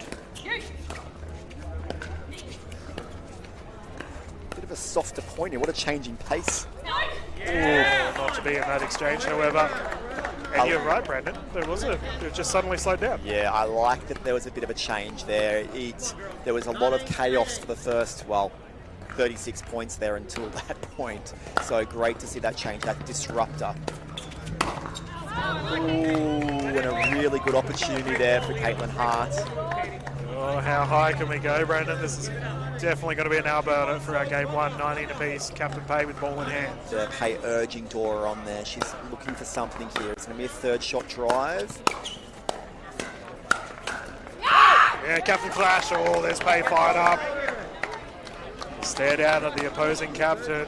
We now have a game point situation. Dora saying to bring it in. 20-19.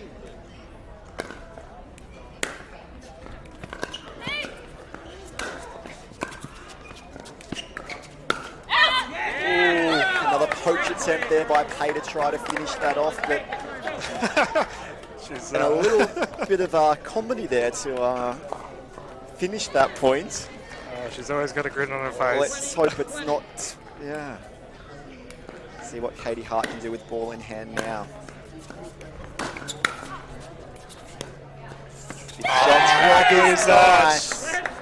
I like that change in pace from Katie Hart. Big drive on the third, changing the pace on the fifth, catching Dora a bit flat-footed there. First game point for the Rush. It is. Tie. And it lands in, my goodness. Eastern Rush will take game one. What an electric start to this absolute fierce battle on hand. Well, yes, that was a fast-paced match. Not surprised in this format, but clear intent there from the Surge. They were looking for big third-shot drives. Their partner being up at the net to try and capitalise on a high volley. It worked well for the majority of the match. Their game point, though, at 2019, Pay had a look at it again, but unfortunately it went wide. But a good performance there by the Rush. Yeah, I mean, they'll be very happy. And I spoke to Mike Newell, the coach, just before this game began when he was commentating with myself in game one. And he said that the first victory is so crucial. So I know he'll be very pleased with his Eastern Rush side as we see our gentlemen hop on court. We have, for the Southeast Asia Surge, we will have the duo of Lucas Pascoe playing with Uvi, coach/player. And on the right we have Vish Masand playing Joey Wild. I know Joey Wild was very crook in our Auckland events, and it's good to see him hopefully in healthier spirits as we get stuck into our first set of games. Vish, Brendan, let me tell you, he was a man possessed. Absolutely ridiculous plays from him in our games in Auckland, and we'll see if he continues that trend throughout the events this weekend. I did catch some of the Auckland action. It was great to see Vish partner with Pay and obviously make the mixed doubles final there in a phenomenal run. And obviously his position in the Eastern Rush team and then making the final as well was admirable. Yep. You know, his performances there were fantastic, especially in the men's doubles with Joey in there.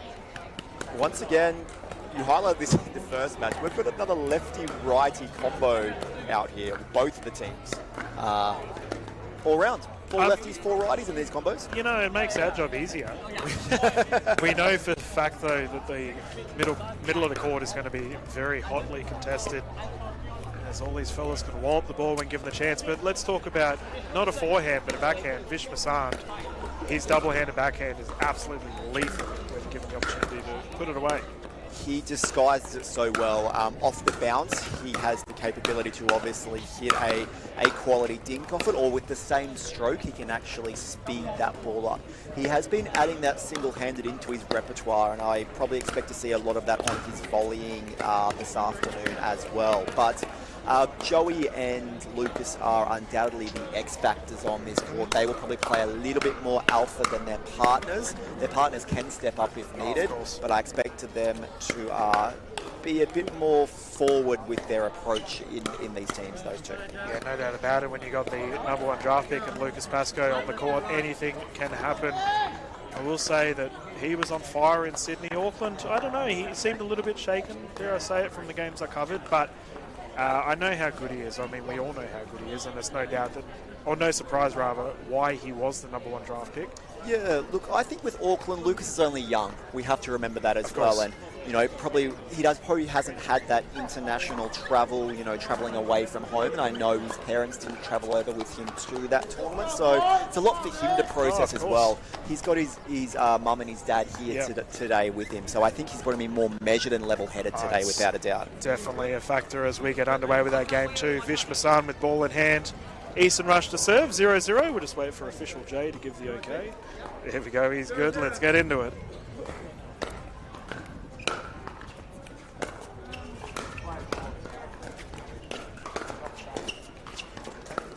I definitely think we may see a few more dinks in this game than the first one, Dylan. Ooh, that's not a dink, that is a great shot.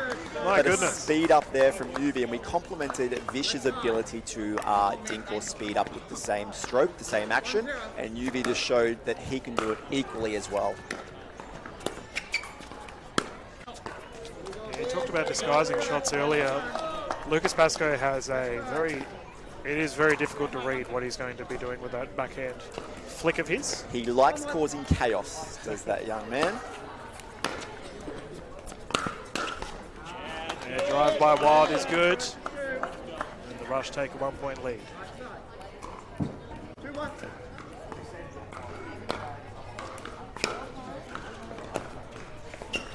And that drop was on an absolute dime there.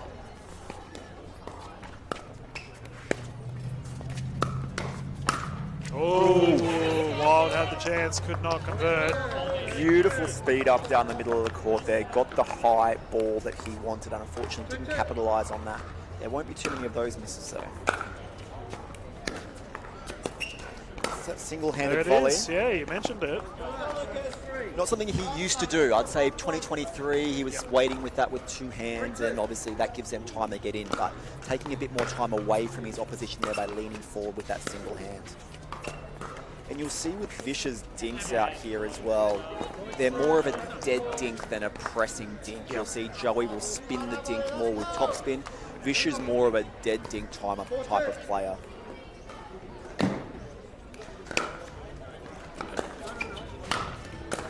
Ball just travelling along by the looks of things up this end. Yeah, but those points all help, especially when you're trying to build an early lead. So we have the 5-2 for the Rush.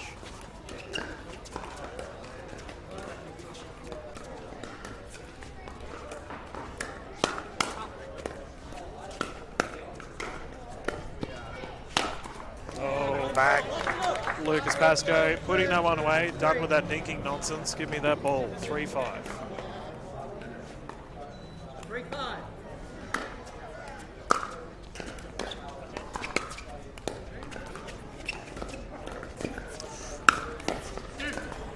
Great pick up by Lucas. Couldn't do it twice though. Definitely easier said than done, considering how hard these fellas can wallop the ball. 6-3.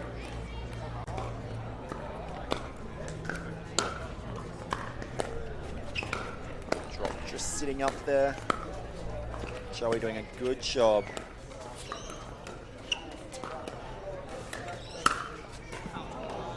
Too much oomph on that one. Yeah, Joey just missing a second higher forehand volley here. We saw him miss one of those a couple of points ago. He'll be looking to really reel that in a bit and not miss those opportunities moving forward.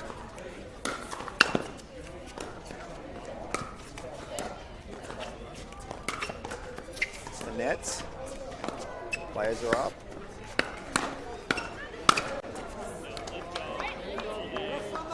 Okay, ball just travels long from Lucas Pascoe there. The Rush moving to a 7-4 lead. Oh, that's a body. Nearly somehow made it back over. Great sportsmanship there, though, obviously acknowledging that it clearly wasn't on purpose. I mean, that he tagged it. These fellas are all wonderful people, Brendan. I don't think there's any malice at all on the court currently. Currently, I like that. Let's see what the next 10 minutes brings.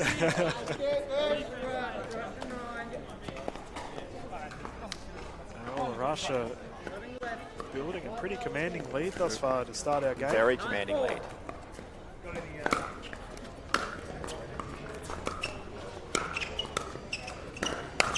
Oh, Joey had the chance. I love the intent from Ubi, though. He's always looking, always pressing, trying to find that ball, the appropriate ball to speed up. Great drop there by Lucas. Not to be double-handed backhand by Vish Masand. Too much in it. However, we will say the Rush are hitting it into the wind. So you can understand why they are trying to wallop it a little bit more than the surge. However, I go and say it, and then that's a drive into the net.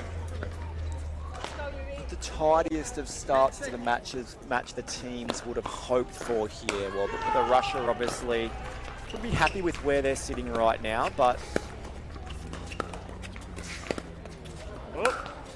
that might have been a carry, I think, anyways. Yes, I think it was a carry from Lucas Pascoe there. Well, we'll see what the call is. It was called out, and it looks like official J has... So whether that's a swap or a time. Yeah, so Lucas loses that point because he carried the ball. Okay. So the Rush get the point there. Yeah, that makes sense. I mean, that was a recent sort of change, wasn't it, It Brendan? was, yeah. And look, we've got one UB questioning David J on the call here.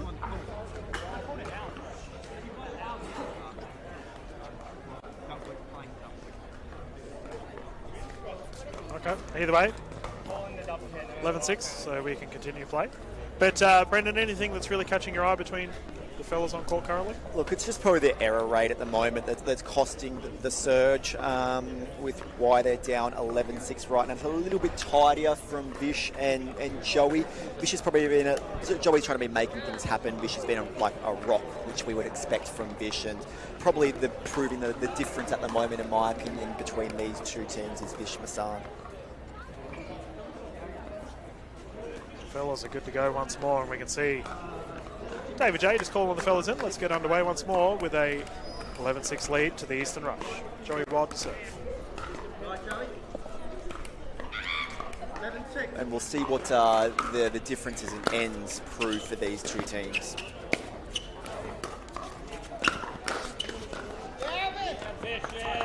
Vish reaching in there, taking that volley out of the air.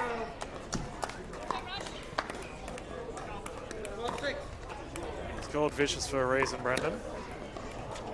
Block the ball. Yeah, it's probably really interesting for the Surge here, obviously. After the first event of the season, you know, winning the events, obviously really dominant performance. Maybe not doing quite as well in Auckland. Like, how are they positioned? You know, you still kind of think they're probably one of the favourite teams in the comp, so it comes with a little bit of pressure. They're also one of the younger teams, I would say. Definitely a fair point. Whereas you look at Vish and Joey, we don't need to reveal anyone's ages out here, but they've obviously got a bit more experience in their years under their belts, I would say. How polite of you, Brendan. That shot is confirmed in. Lucas Pascoe. Nice smash there.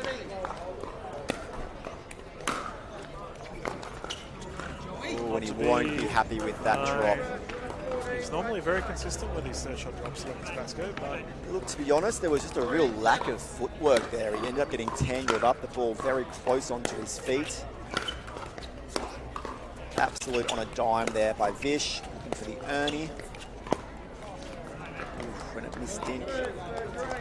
Good pressure there by Yubi. I like that movement. Yeah. Looking for that Ernie, just putting a bit of pressure on Joey on that Dink he missed, essentially.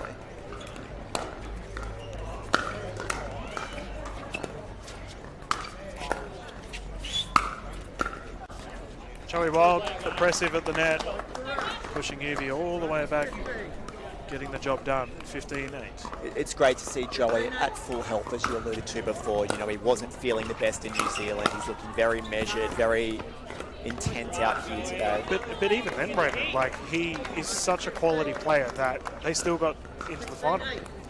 Oh, it's ridiculous. I'd expect nothing less from Joey Wild. Good reset there. Players up.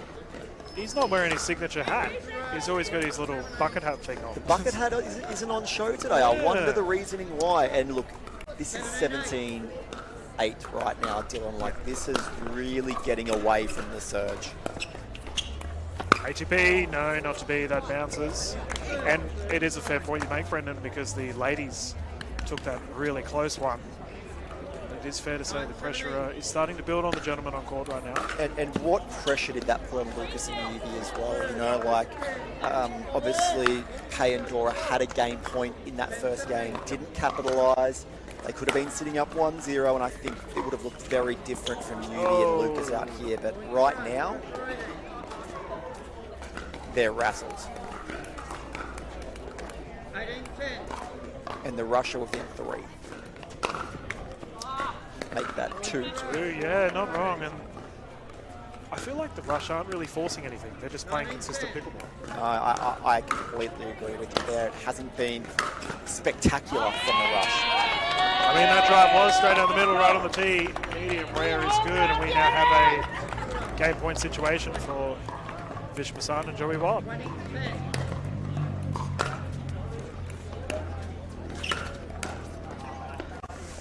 All right, but they are frozen here, and they do have to win it on serve. 11-20.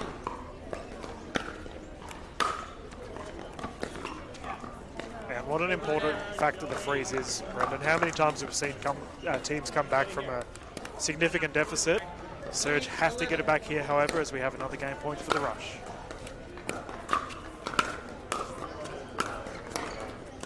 Great drop there. They're in.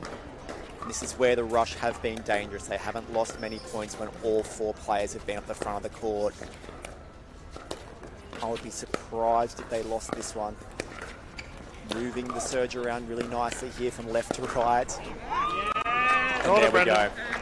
Eastern Rush taking that one. They now have a 2-game victory, or 2-game lead rather, on the Southeast Asia Surge. And Brendan, I think, you know, as you mentioned it, they dominated at the net and made minimal mistakes when they weren't at the net. As soon as they got to the no volley zone, the Rush were on top of, we don't have the stats, but I would say 75-80% of the points they were winning. They're going to have to send out Katie and Joey now. I expect the Rush. They're going to have to try and get one of these ties to at least make the 4th interesting. I don't see them sending out... Surge, you mean? Sorry, yes. Surge will send out their number 1 mixed pair there. I agree.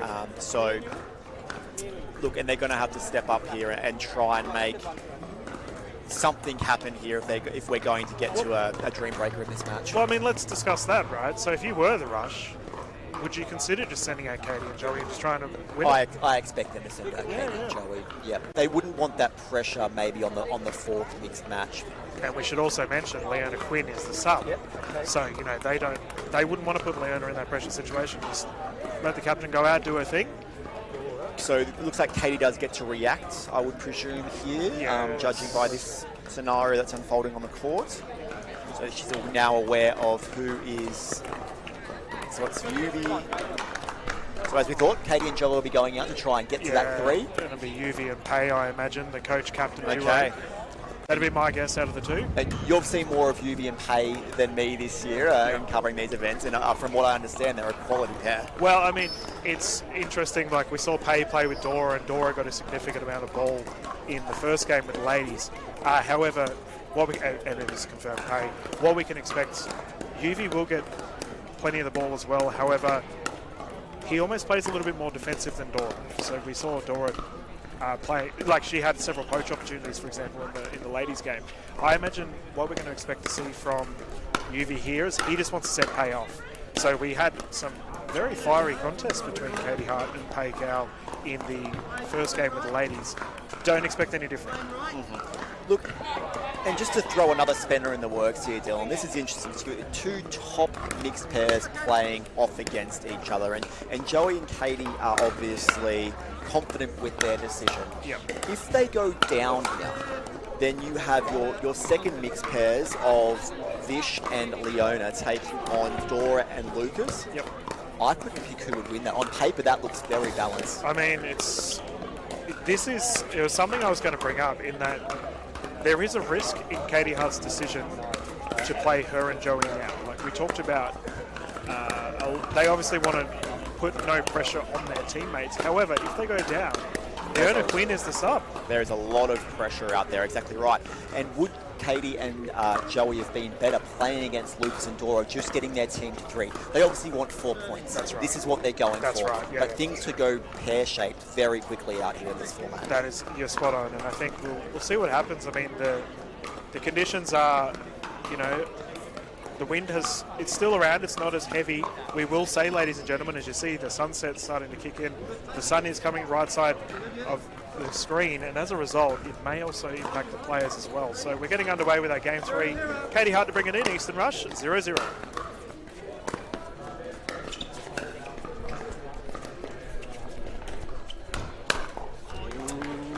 All right, so I would say we give the Rush a slight advantage in this game, maybe 55-45. I'm gonna say a slight advantage, but I also recognise with that freedom of a 2-love lead, also it shows right now because Katie has come out swinging. Yes. So she will need to not play too loose just because they've got this lead. Yep. It's a great drop.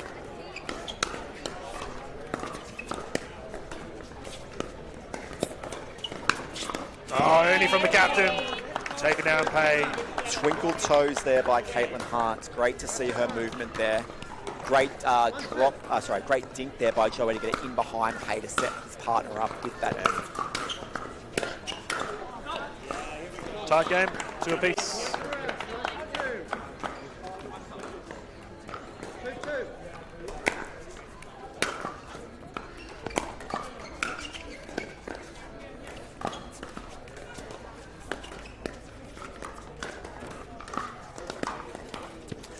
Jabbing under there from Joey. Normally, I think he hesitated a little bit. He thought about speeding that up, and then he opted for the dink volley. yeah, normally very consistent in that particular stroke, but regardless, we're back underway to 3-2 to the 3-2 to the surge. Good drop. Okay, looking for the speed up. The dink volley missed there by UV. 3-3. Great depth on the serve there by Joey. Oh, how good was that? Yeah, that drop was beautiful. Back in behind Pay there, really wrong footing her. Pay's done with the sunnies, flicks them over to Lucas. We're back underway. Speaking of which, it is pushing on 4:30 here in Southeast Queensland. We hope wherever you are tuning in around the world, you're having yourself a wonderful day. I know Brendan and I are, as we're watching some top quality pickleball.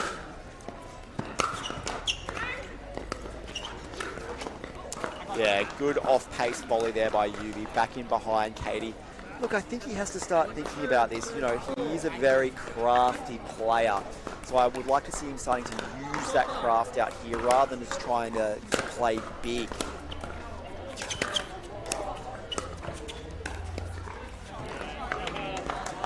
So we see an error there from Pay. She's had a couple now, Brendan. I think there's a lot riding on this, and in this format, the players are very well aware of if you do go down 4-0 in a tie, there's little chance of you actually moving forward, even if you win that next match into the playoff round. So there's so much here in the back end that actually plays on the players' minds too, I imagine. 5-6.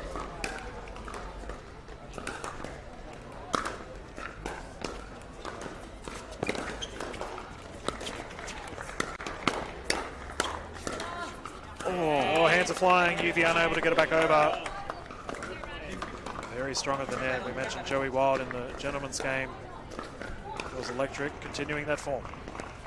The other thing to maybe throw out there, Dylan, is she looks fine. Hayes had the biggest mornings out of all the players here. You know, she's played the most matches out of Joey, Katie. Yubi didn't even play singles. He should be fresh out here. What toll does playing PPAs and winning the event this morning Singles, take on Hay? yeah. We all know how brutal singles can be.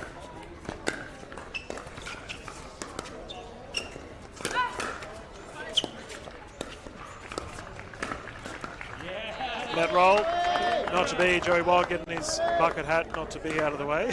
I reckon it's the wind, by the way. We brought it up earlier. The wind to be taking it away.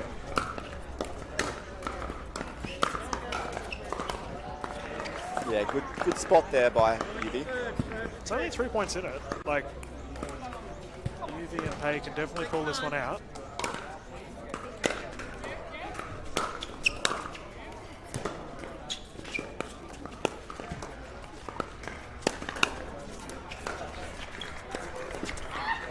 As Joey misses that one, I feel like Joey's just doing a really good job with his dink in comparison to UV at the moment. Look, both of those players just really have to capitalise on getting Hay or Katie out of position with those dinks, and Joey's just doing a little bit of a better job at the moment. Just consistent. He's just consistent. Like, I feel like Joey is just. We saw that jabbing shot that he messed up earlier, but he's made minimal errors. Speaking of errors, we have one right there. We have a 4-point lead to the side of the Eastern Rush. They're forcing a rotation. Katie Hart, Joey Wild on fire.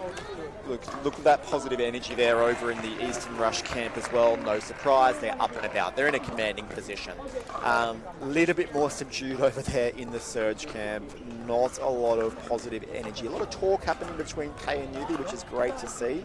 And hopefully they can find a tactic here to actually get them back into this match and overall get them back into this tie. I will say, Brendan, that the Southeast Asia Surge are so calm.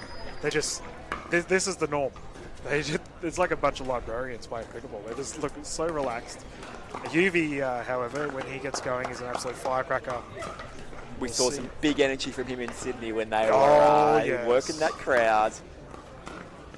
He is an entertainer, the Prince of Pickleball himself. They are back on the court so we can get back underway. For the Rush, Coach Mike Neal would be very happy with what he's seeing from the team in green. 11-7, Joey Wild to serve.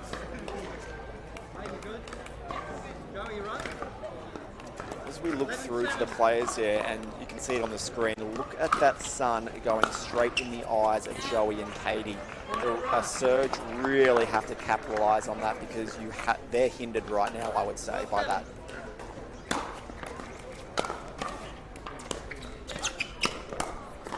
Yeah, I will say, Brendan, as a local who plays on these courts, this time of day, this exact time of day is when the sun is at the worst. So you are spot on. Surge need to capitalise. Great hands there by Payne. Oh, wow. That is some absolute velocity from Katie Hart.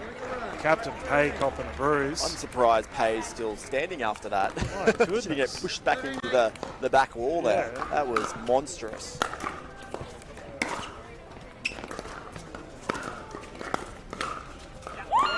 Joey Wild responds. What a flick. Forehand excellence. Just a few too many speed ups here by the Surge, probably at Joey as well. I think the Rush are doing really well with picking off their counters here against the Surge. And Katie Hart is feeling it. She is. She is in full flow there. Firing on all cylinders right now. Katie Hart. We saw this happen in Auckland, actually. She tried to really get her side into it. Leads by example. Chance goes a begging there. I really feel like that would have been such a positive for Southeast Asia Surge. Should Pay be able to convert, not to be, however. 10-14 is better than 15-9, but another error there on the end, on the paddle of UV. 15-9.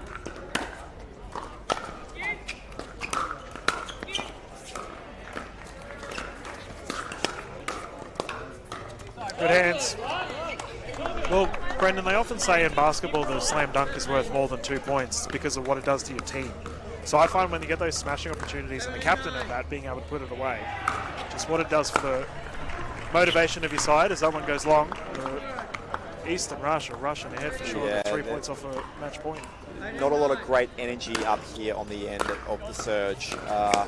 Quite deflated with where they're positioned right now in an 18-10 deficit. Well, like, as you as a former player for the Sydney Smash, would you be looking at a timeout to try and fire your side out? I think you need to try something. Yeah. Something is better than nothing, isn't it? Because right now it's just shots like that that they're missing. You know, they're missing that 5th or that 7th when they actually get the ball back in hand. Timing 10.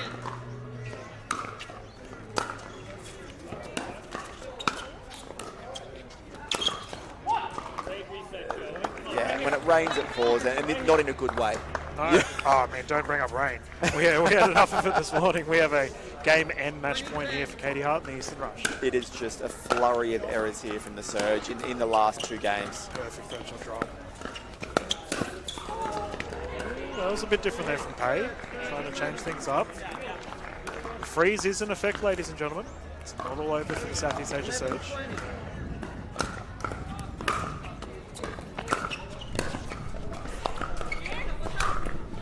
Too good. Joey Wild putting that one away. We do have a match point once more.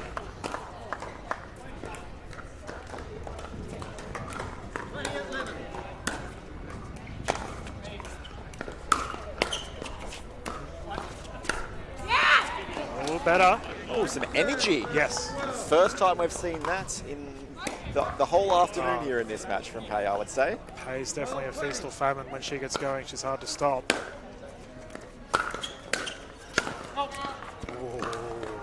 Ooh. Lid may have been popping off had Pay been able to convert for the Eastern Rush, however. Katie Hart doesn't want any of that. They want to put this game away.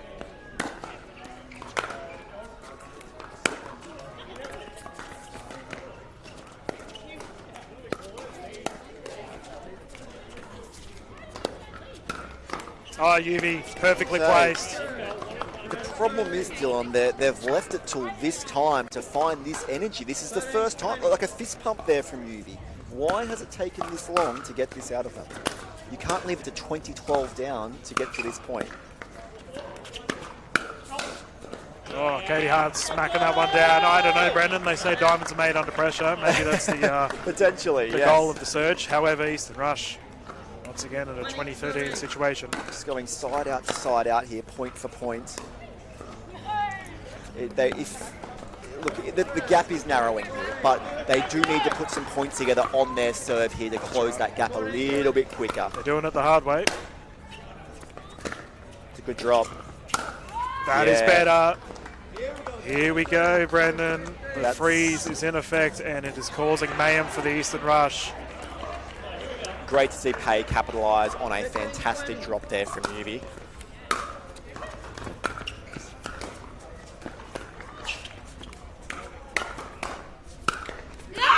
Oh my goodness. Southeast Asia Surge with the response. 4 points in it. We have a timeout on the side of Joey Wild and Katie Hart. That's a wise timeout. I mean, they're still in a very commanding position, but as we know, they are frozen. So yeah. I love the energy in the last 3 minutes, but it should have been for the last 12 minutes we've been seeing that energy from the Surge. Well, all they can do is look forward, and the Southeast Asia Surge, it's going to be really interesting, Brendan, because they know what's on the line should they take this victory. It just opens things up. Now, that's not at all doubting the skills of Vision Leona, but it would put them back to a position where, you know, we can actually fight for this. Look, and they're playing for everything right now, the Surge. They're, 1 point on their opposite serve, and this is all done and dusted for them. And as you pointed out, Joey and Katie will be wanting to go up 3-0 here, so there's that added pressure for them as well. So let's see what the next few minutes and few points bring. Game back underway, UV with ball in hand, 16-20.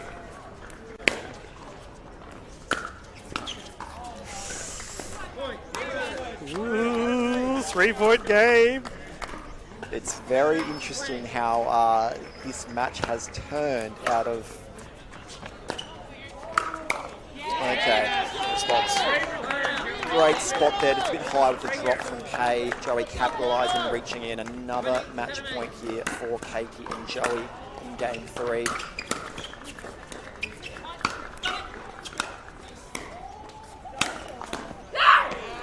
My goodness. Where what a response from the Southeast Asia Surge. Yeah. This is crazy. They were 10 points down, Brendan. 18-20.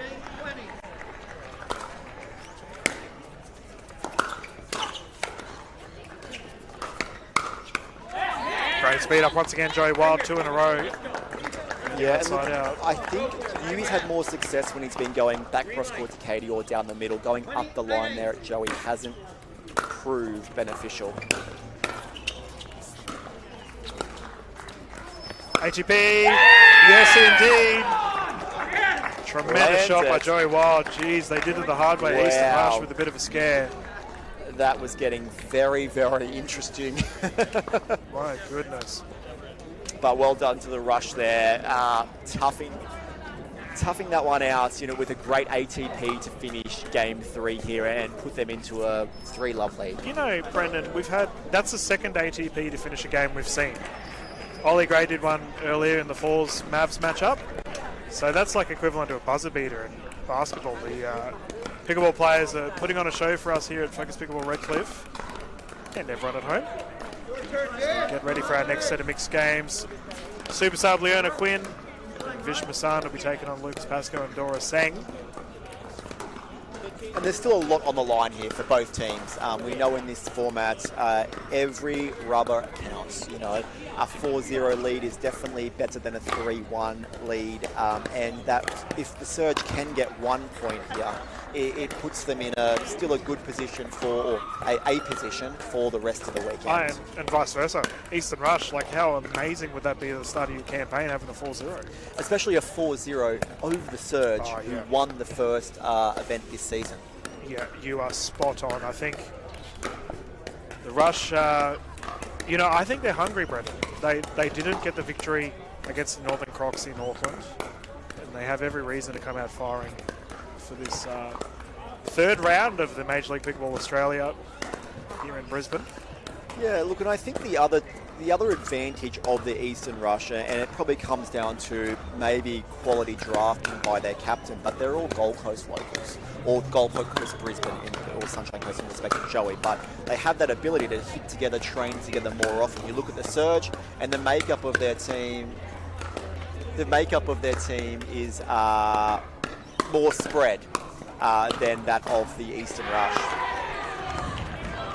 And on the side of the Southeast Asia Surge, Dora and Lucas, they've been, I don't know, across the couple of games, because I know I've covered Dora and Lucas many, many times, and I know how well they can be when they're on court. We did see, I thought Dora played really well in the next game that she played with Kay, but it's fair to say that Lucas really needs to fire here. Yeah. Look, we'll see what this team can bring. This result could go either way out here. Lucas is clearly the X factor on this court. He's got the most, with full respect to all the other players on the court, he's got more variety. He's got more flair than all the other 3 players on this court. So the match is really on his paddle. Well, I think he just plays shots that you don't expect. Like Lucas is really hard to read, but also just a terrifying prospect. This young man coming out, smacking you around the court. Without a doubt. So, yeah, we're about to get underway by the looks of things. The Rush are ready to go anyways. They want to get this 4th rubber done and dusted and get out for dinner, I would say. Yeah, well, we'll see if Coach Mike Newell has anything to say about that, because he is in very strong conversation with referees Rama Murphy and Jay at the moment. Well, to the point that official Rama Murphy's got a very aggressive pose there. Thankfully, camera we can't see it, but they're good friends. Those two will sort it out. Official Jay's had enough of that. Rack off, Mike. We've got a game to play. All right. And the It looks like the Eastern Rush will be bringing it in. Vicious himself. Ball in hand, 0-0. Let's get underway with this game 4.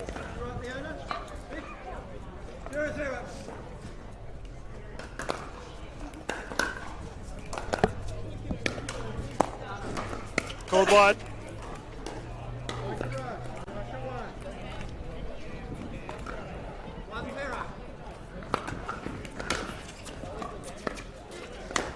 Oh, there we go. Lucas responds. Forehand flick, too good. So scary when he's in that net presence.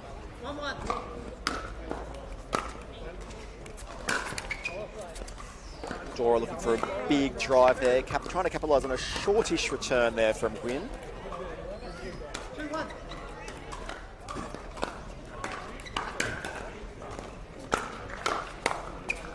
Pop up, put away. Lucas Pascoe too strong in the end.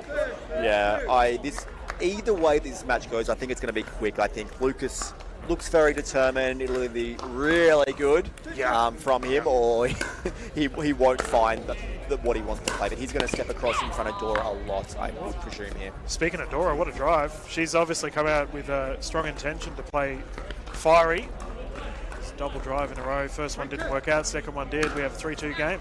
Service error from Lucas Pascoe. That one stings.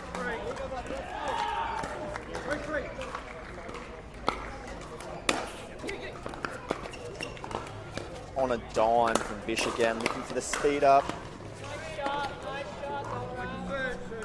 Just that success that Vish has had with that drop has been phenomenal this afternoon in testing conditions. Like the first match and then going into this match, like that drop has just been picture perfect every time.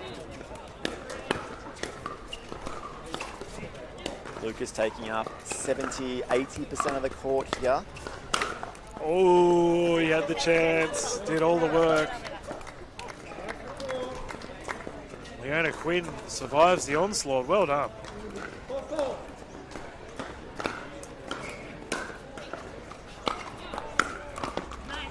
There we go. Lucas starting to find form, no forehand. Better spot there from Lucas. Fish trying to impose himself on that point, and Lucas got it down very well.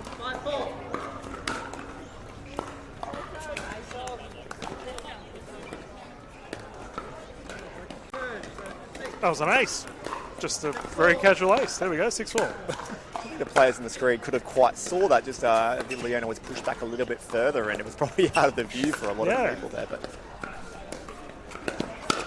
oh, there he is. Bish, you won't do that again, my friends. Not where you want to try and speed it up onto Lucas's double-handed back. It's a lesson learnt. 7-4. Lucas Pascoe starting to find form. Great serve again.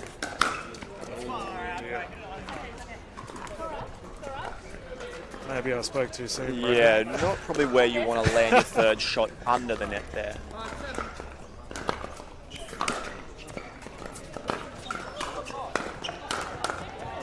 Oh, nearly. Not to be. Forehand smack. Can the youngster just level his play here? He just looks rattled. He's not happy with his performance thus far, I would say, and he just needs to remember what position he's in here. They're in a lead. They've got a lead. I will say though that even though he doesn't look as positive as he normally would, he's still scored as a result of at a high percentage rate of the shots he's currently playing. The longer dink rallies we've seen today. Well done for Leona, the super sub coming up clutch. She's all smiles right now. Yeah, what a great smile that was to finish that point. That must feel good. Yeah. Made me feel good. Yeah. Good to see her back on the courts in the MLPA.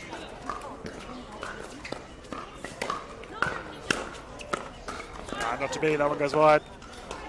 Leona played for the, I want to say Mavericks last season, if memory serves me right. She was on the Mavericks team, so I would presume this is probably the first time Vish and Leona have played together. Probably a good guess. As we know, Leona generally partners with her partner Tan. That's right. Doubles, so there's not much variety there from the wins on who they partner with outside of gender doubles. Yeah.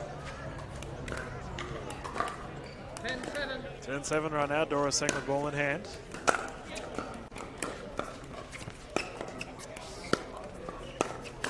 Speed up from Quinn is good. 2-point game. They're looking like a great combo, Leona and Arvish, and keen to see what they can do as a pair here for the rest of the weekend. You know, you mentioned that they haven't played much together. They look real comfortable. They do look super comfortable, and look, that's probably just goes down to they're both very supportive in their nature as well.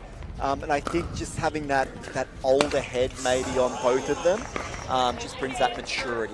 My goodness, Vish pulled the trigger on that one, not to be. However, Southeast Asia Surge take the lead and force the rotation. This is exactly what the Surge needed after those 3 first losses. I'm honestly, I didn't call a 3-0 lead happening. I thought this would have been potentially a dream breaker game, Brendan, if I'm being honest. Yeah, look, I thought Pei, the way she was positioned today in the singles and what we saw from her, they may have been up 1-0 after the women's doubles. Men's doubles, you would probably give Joey and Vish a slight favour there. So I could have seen a dream breaker coming, to be honest, in today's Surge versus Rush match, but not to be. And look, the Surge just hoping they can get one on the board. That's right. We're back underway. Pasco Potion, beautiful placement of the ball. Much better by Lucas there. That was well constructed.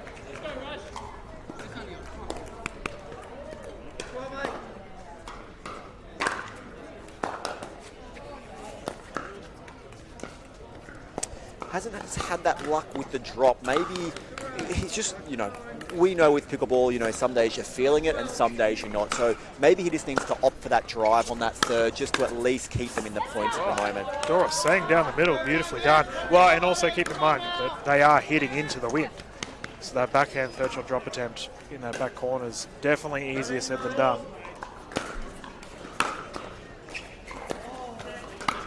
Oh, Leona too good shoe hunting, as Coach Mike Newell would be saying. Great placement of the ball. 3 points in it. 10-13. Great drop there by Vish. On the money again he was. Oh, Vish capitalising on that pop-up. Leona Quinn wonderfully orchestrated, and you would not know that she is the sub right now. Leona fulfilling her role perfectly. 11-13.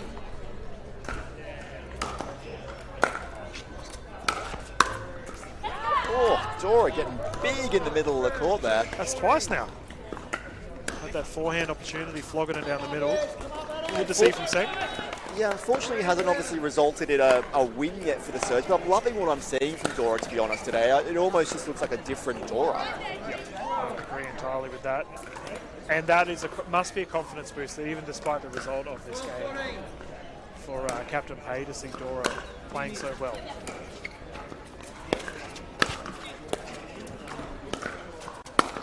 Oh, Lucas again. Do not let those shots go. Could the Eastern Rush take a lead here for the first time in this game? Great reset there by Leona. And again.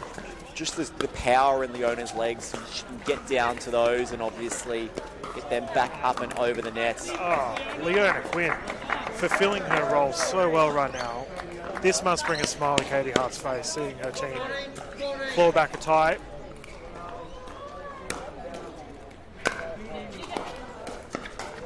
On the money again with the drop is Vish. And again, Lucas is pushing that one long. All right. Well, they have the lead. What can they do with it? Rush have fought their way back from 3 or 4 points down, Dylan. Tremendous effort. Whoa. Great reset by Vish. Oh, Vish Massange. What a single-handed backhand winner from Vish. That's a highlight is what it is. Incredible. Crowd appreciative. I think that's his friend, Taco. Yeah.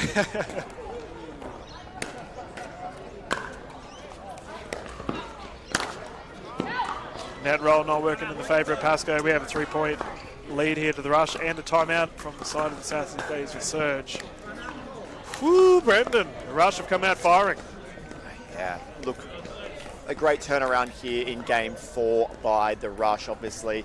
Facing a quite substantial deficit, but the last 4 minutes has probably been all about the Rush here, really turning this match on its head, and obviously in a commanding lead to take a 4-0 win in this tie, which should put them in a really good position for the remainder of MLP this weekend. Not wrong, mate. I think how much of a mental aspect that adds to Captain Katie Hart. You know, her side coming out firing. I think after we had Beck Kingsley in as the listed sub for Meta, who unfortunately couldn't play for the Eastern Rush, you know, her second sub, Leona Quinn, coming out playing as well as she is right now. Katie must be full of confidence right now, seeing how her side are performing. Game is about to get underway once more, 17-14.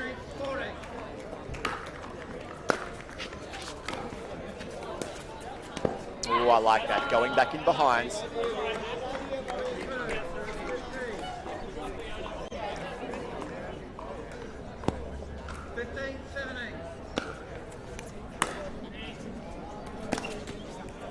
Right, another third miss there by young Lucas Pascoe. 3 points away.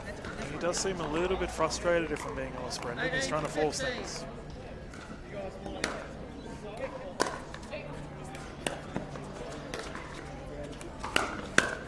Great hands by Dora to get onto that. For the Ernie. Lucas working Leona around here.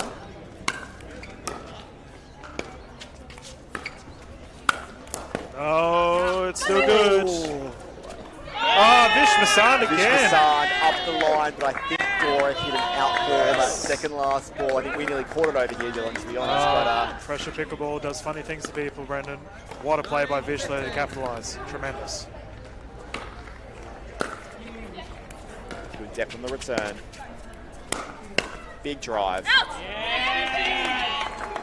And here we are. Game point for a 4-0 win here by the Eastern Rush. This would be the second 4-0 I've called today, Brendan, should this go through. The fast fours had the same earlier. Drops on the money. Reset just lands short. And we saw a ridiculous comeback from the Southeast Asia Surge in the last game. Can they replicate that? Currently 16-20. And we got a service fault. Yes. Yep. Oh, they've been given a warning. Given by David J. Official J can be nice, ladies and gentlemen. 16-20.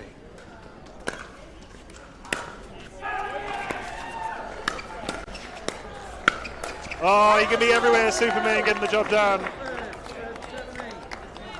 Lucas moving across the court there nicely. Good to see his eyes are still on the prize out here.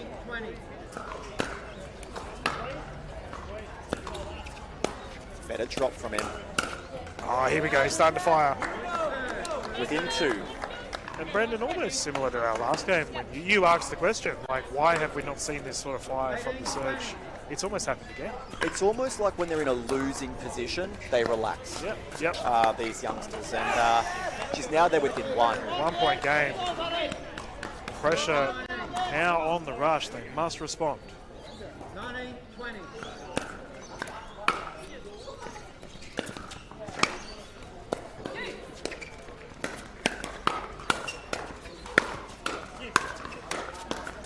Oh, Vish Masand, too strong. Good hands there.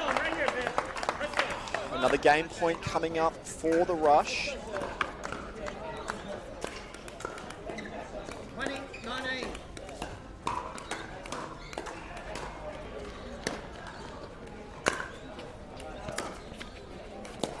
Back in behind Bish, I like that. Doors and a couple of good balls back in behind Bish. Switch. Hey, Oh good. my goodness! See that fancy footwork from Dora Singh. Very pretty to watch. Oh, we have a tight game, Brandon, 2020. How high can we go? Captain Pay fired up. 20-20.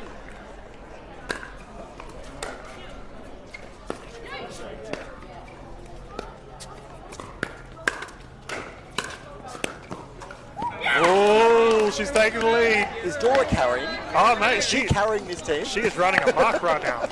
Dora Singh playing some She's been tremendous the pickleball. best performer by the Southeast Surge this evening. I would probably say you're right there, Brendan. Playing some very good pickleball.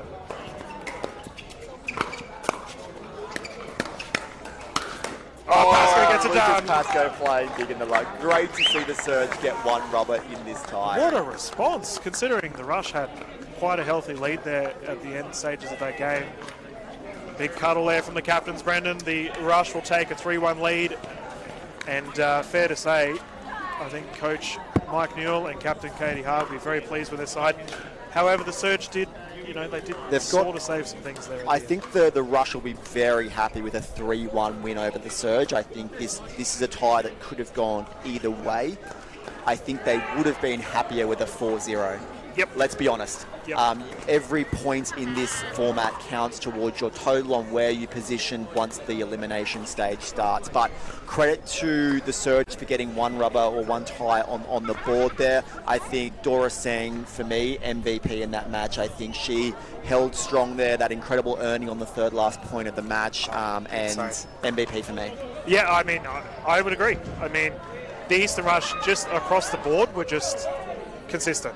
I was just having a laugh when you were mentioning that, Brendan, because the two captains were having a bit of a tussle on court, all in good jest. But, ladies and gentlemen, that is the end of this game. We do have one more final game here on this show court for our events today. It's going to be another thriller. Brendan, I'll be calling that one with you once more, and we'll be watching the Asia Aces take on the Sydney Smash. Your old team will try to see no bias from you, Mr. Lee. But on our other court currently, we still have the Northern Crocs taking on the Southern Stars. And it's going to be an absolute thriller. Ladies and gentlemen, don't go too far away. Wonderful evening ahead of us here for your Friday night at Redcliffe. We're going to jump into some sponsors, and we'll be back live in a matter of minutes. This is Dylan Kimlin from Focus Pickleball Redcliffe. Major League Pickleball Australia, ready to go for a great afternoon of pickleball.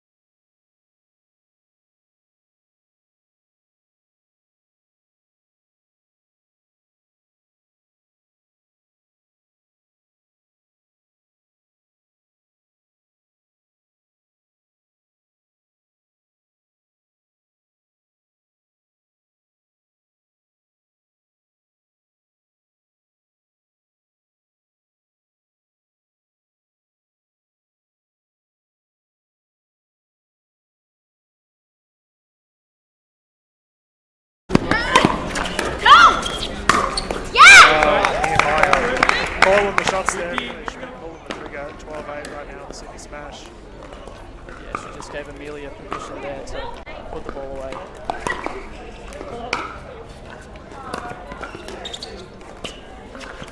Give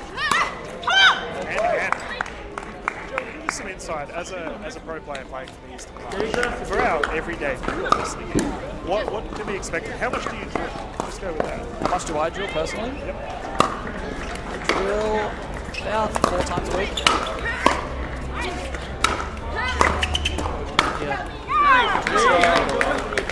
Yeah, I drill 4 times a week. I'll play about once or twice a week. So 6 sessions a week is pretty 6 good. sessions. I'll try and do it as much as I can.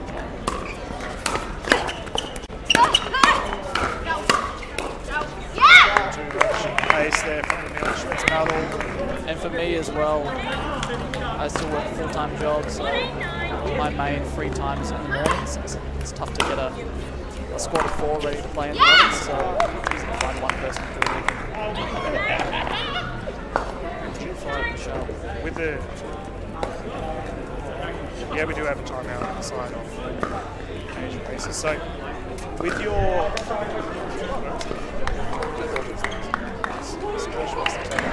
so we'll keep on talking, Joe, regarding the drills and whatnot, because the average viewer might not necessarily know what goes into it. So, and there's a time. Okay.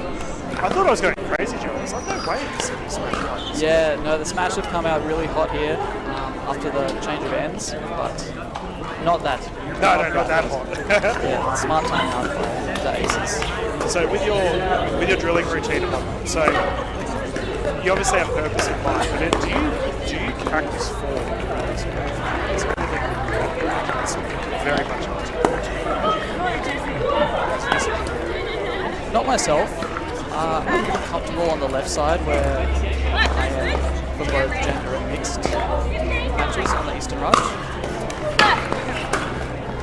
Yeah, we saw that with the results today. You look very comfortable. Yeah, so from my normal gameplay, not much is different here. Leading into the tournament, direct play, we'll try out some rally scoring just to get a feel for it.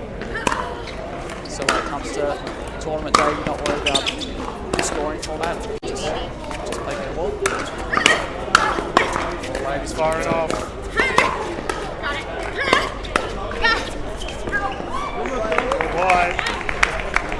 Maya's an absolute barometer for the Sydney Smash. At that point there, it was a bit of a firefight for aces. Instead of hitting counters, they started to try and reset.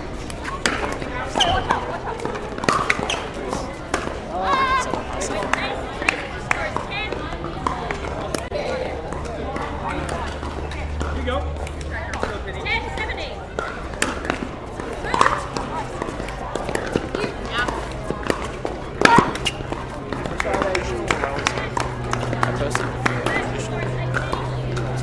Saw it there in the mixed match with Katie and I. We got to 20-9 lead, I think it was, and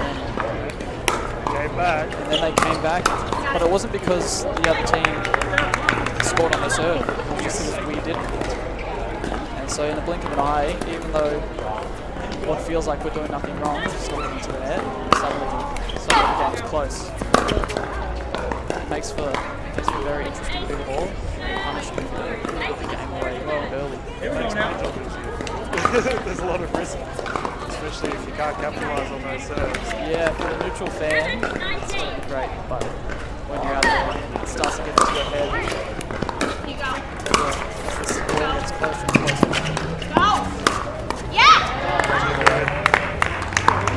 Converting, and then there's game point situation, 20-11, bring it in.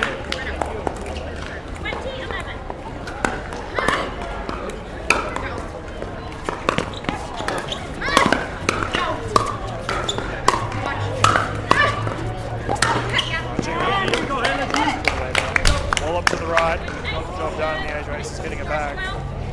Here we go, we'll see if the Aces can take advantage of the freeze. Or if the Smash can get it back quickly.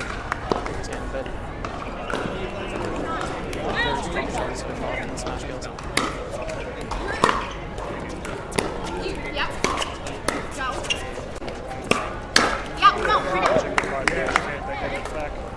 mentioned. Yeah, Venice just sitting a little bit back off the kitchen there.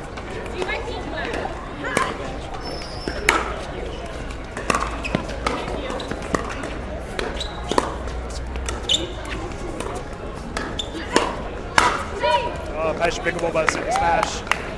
Pop up, not working out. We'll have a quick victory for the Smash. They will take the first one as we get ready for the next set of games. So, Joey, you were obviously in Auckland. I remember having a conversation with you. Yeah. We're hopefully not the same this time. Mate, New Zealand was rough to me.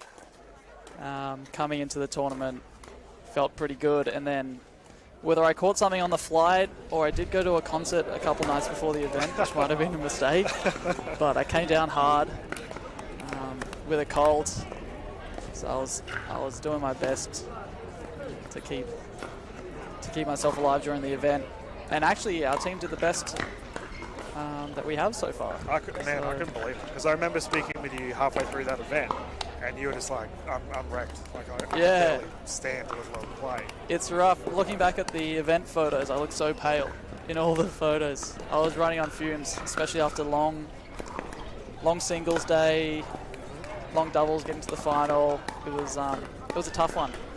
And so by the end of it in the MLP final, just didn't have much left.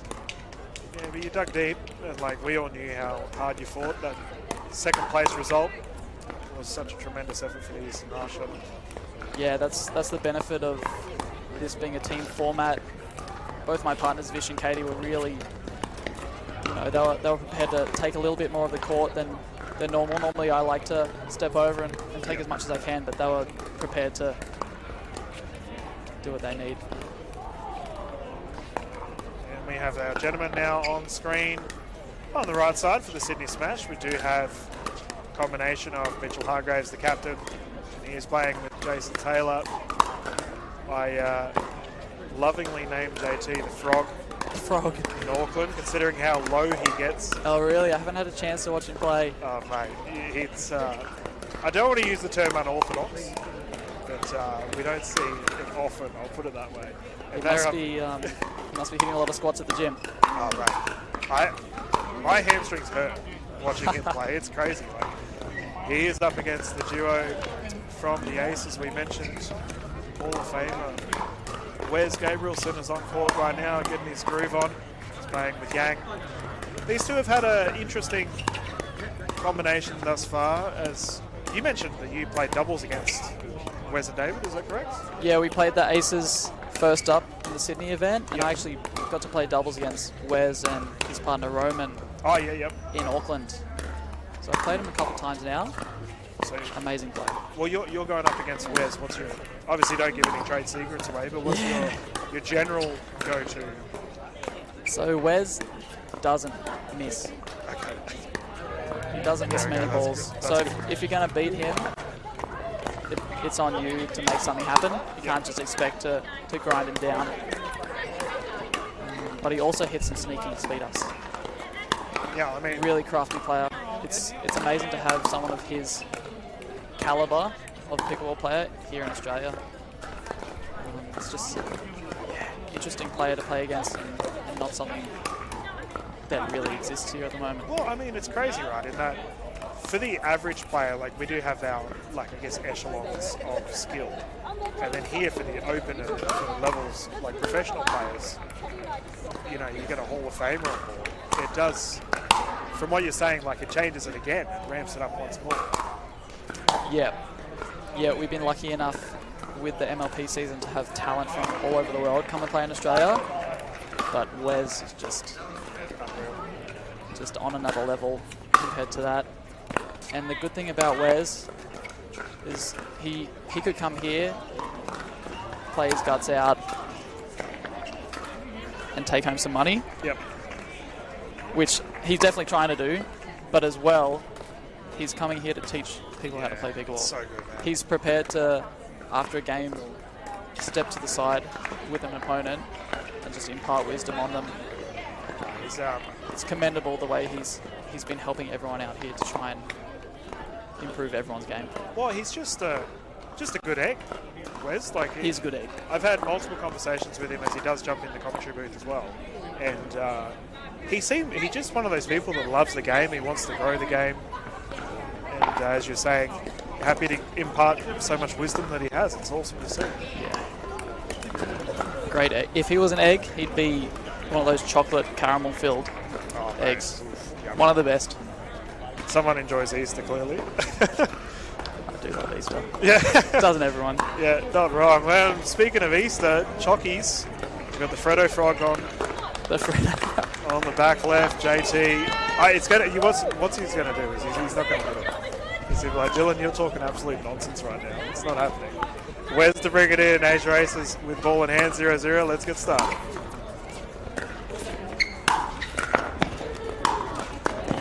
Oh my goodness, what a recovery. Oh my goodness. David Yang, that is some incredible defense to get us rolling. And the Sydney Smash take the first points. Captain Hargraves, ball in hand.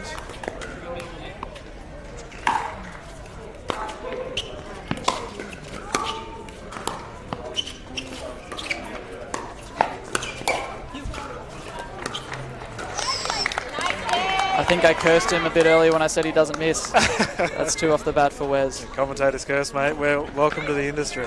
2 great rallies so far, though.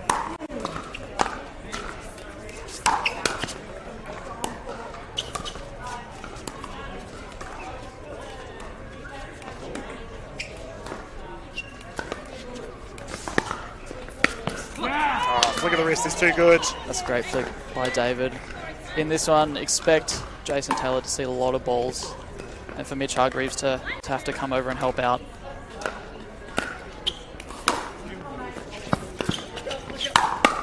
How good is that? Mitch Hargraves smacking it down. Yeah, just left the drop high there, David. Wes is very good at coming over and making the court feel very small. So he's going to put a lot of pressure on Jason. Oh, that one's flicked. Not to be. Something as well that we don't really see here. Wes is not afraid to come and step onto the left side of his court. Mm-hmm. Just really squeeze. Mitch is not going to miss that shot. That's well done.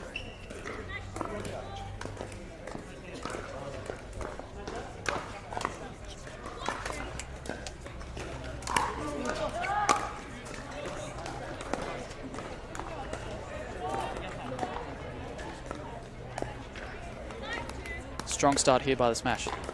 5-2 lead.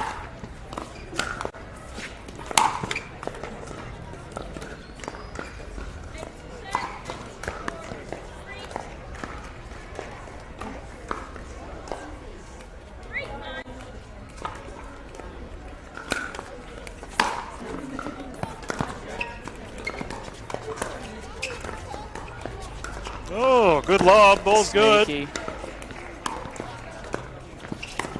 Net roll is perfect. Wow. Asia Aces scrambling defense. That is great defense there by the Aces.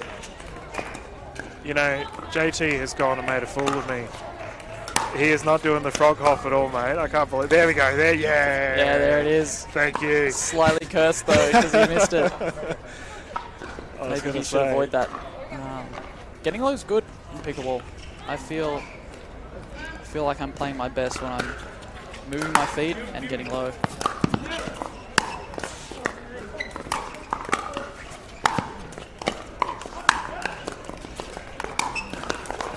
Again, some great defense by the Aces. Oh, how's the touch? Sydney Smash popping off there. Scrambling defense from the Asians not to be. Tremendous rally, 6-5.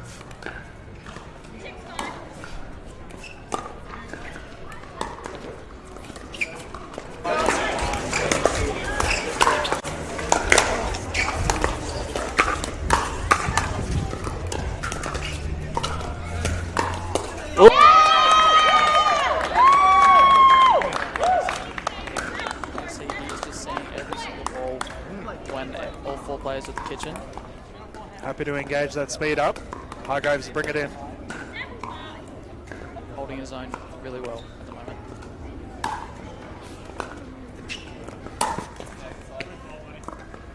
And Joey, how important is it, that game 2 position, right? Because you play in the game 2, the ladies go first and you come in second.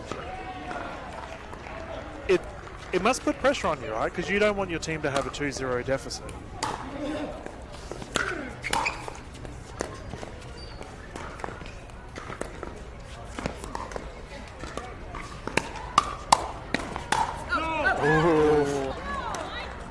Sorry to make you wait there. No, Dylan. no. Really It good was point. the right thing to do. Really yeah. good point. Yeah, it's. I think more pressure is on the girls actually to get us off to a good start. Okay. Good It insight. definitely does weigh on your mind if you come in down 0-1. I've been in that position a few times during the MLP tournament. Just kind of have to forget about that, play the game, and really you're going out there to win every match you play, regardless of what the team score is. Yeah, it's a fair point, I guess. Like, we did see you were in the position to put the pressure on the Southeast Asia Surge after your 2-0 lead into the mixed game. So each victory is so important. Oh my goodness.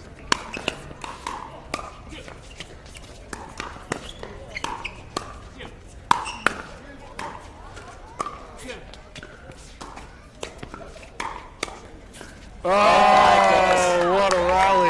We are being treated to some great pickleball here, Dylan. David got back 3 absolute screamers of resets. I don't even know how he did that. David's defensive game has been on show here for everyone.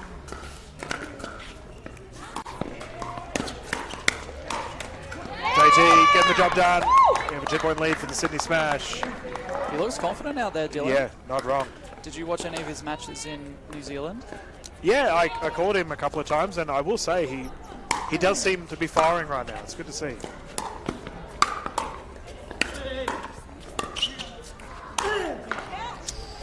Not that time. Yeah, not the right decision there. 110. Maybe he thought his paddle had strings there with that swing.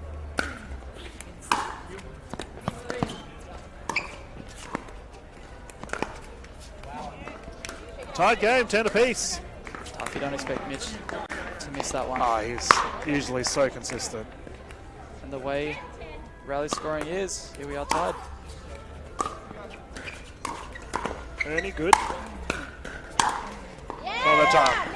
11-10. Sydney Smash will force the swap. Just trying to remember, Joey, the game I called you in Sydney last year. Did you play with Mitchell in that event? I know you versed him in singles. I played with Jay Grewal against Mitch and George in the men's doubles That's final right. in Sydney. It was a thriller too. But in singles, I have a feeling you may have versed Mitchell in singles. Singles, no, I played against Matt Barton in the final. That's right. I think I'm thinking of the semi-final. Yeah, I played against Mitch at Nationals. Yep. In singles. Maybe that's what I'm Don't thinking think of. I've played against him since. Oh, there you go. Yeah, I think you asked about my singles earlier in the game. I came up against Arman, the eventual winner. Yeah, well. Early on in the bracket, drew the short straw there. And he played amazing. We went to 3 games. Just a really tough battle. He's an amazing singles player. He's just good at everything. He is.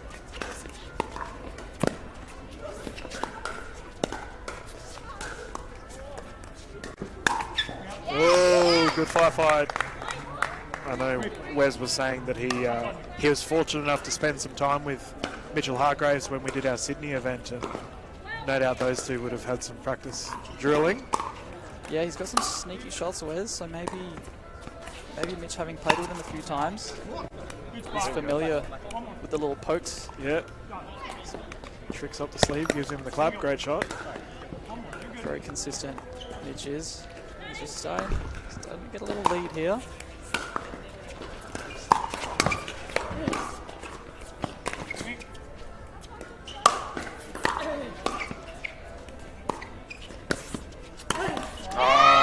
There it is, point to the crowd. They've obviously discussed that particular play.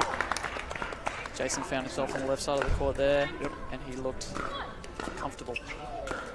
And then we have a timeout on the side of the Asia Aces, and Gabrielson and Jan, they've played some good pickleball thus far. They've just got that 4-point deficit. Yeah, I feel like they're a better team than the results so far have indicated. Yep. I would When agree I played entirely. against them in Sydney with Vish, they got out to a strong lead against us. We managed to just claw it back, but yeah, they're playing some really good pickleball.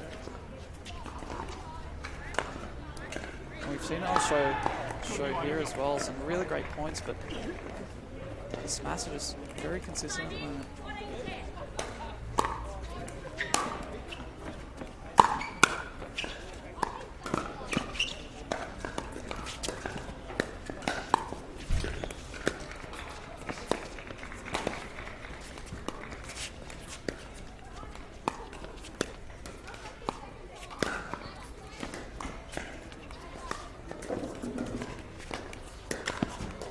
Speed up, not to be. Am I crazy in saying this, Joey, that David almost looks away from the ball when he backhands?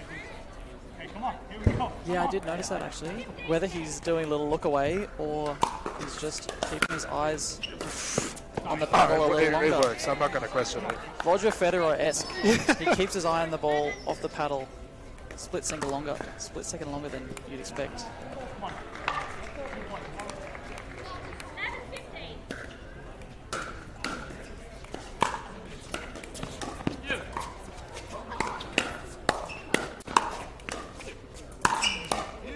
Oh, pick up. Great defense again.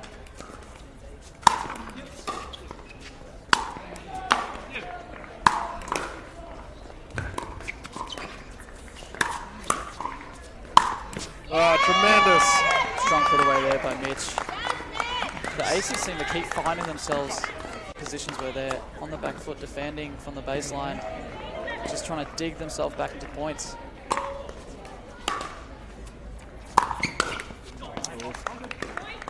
And the Sydney Smash absolutely cruising along right now. Yeah, if I'm the Aces now, I really want to slow down the point, make Jason hit a lot of balls, try and grind back into this. Ooh, ATP attempt not to beat. Wouldn't recommend that shot, I think Joey. he hit the crank, sticking off the pole there. That's unfortunate.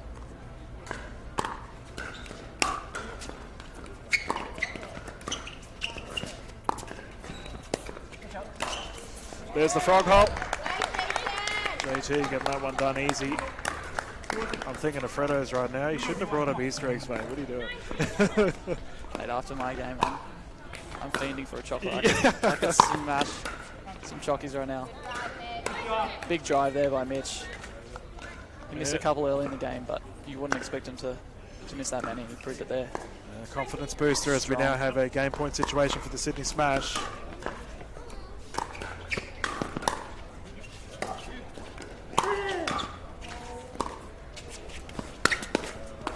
Oh, Mitch. What hands. How did he fire back that shot? That was so fast. Sydney Smash taking a 2-0 lead. They'd be feeling confident here. Oh, mate. 2-0 lead is a nice spot to be.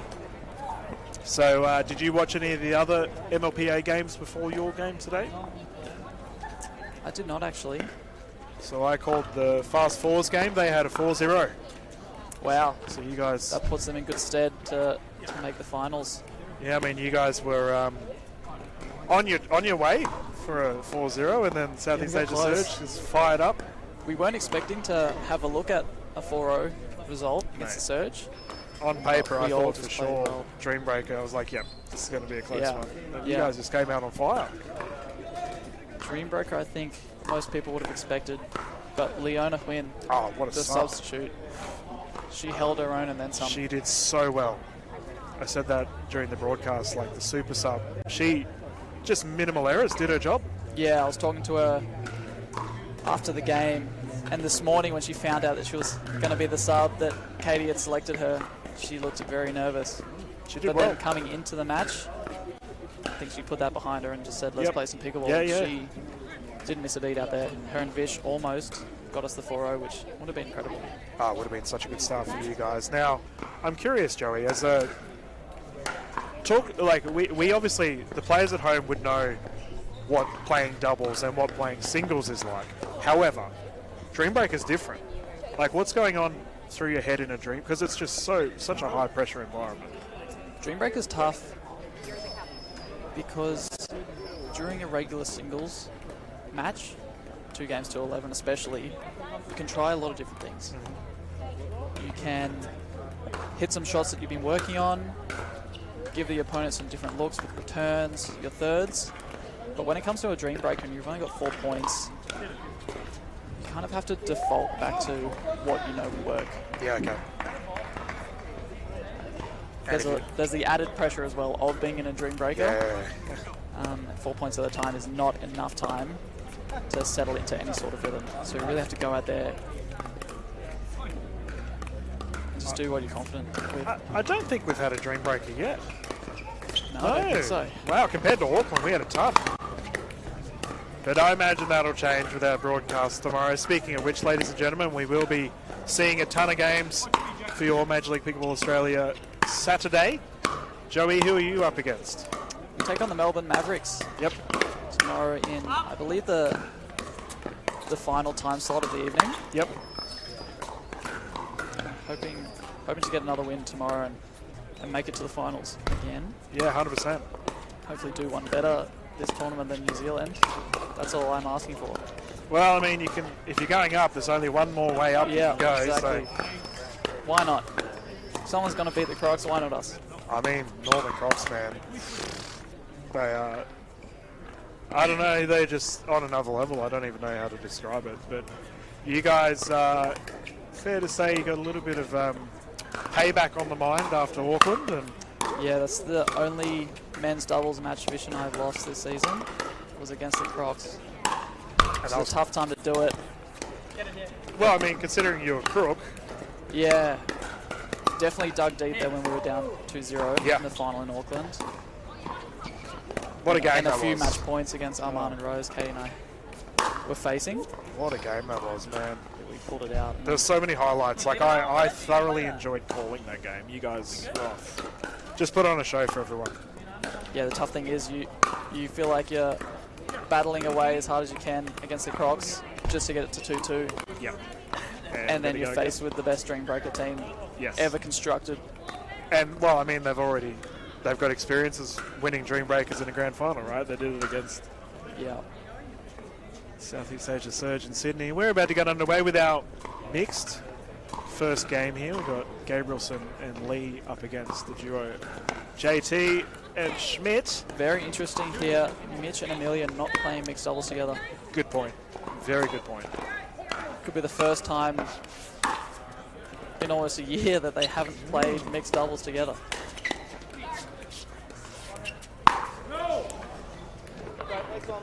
Any reason that may have happened? Just trying things out? Because you are right, it's been such a long time. I wonder if it could just be matchup dependent against the wide. Aces here. Yep. But maybe Mitch and Amelia feel like they're so confident individually that they can be the alpha, you'd say, in their own mixed lineups. So we see Amelia here playing the left side, which is not common in mixed. No, it isn't. You are spot on. We saw on the women's though, she is very confident on the left, prepared to rip the two-handed backhand off the bounce whenever she gets a chance.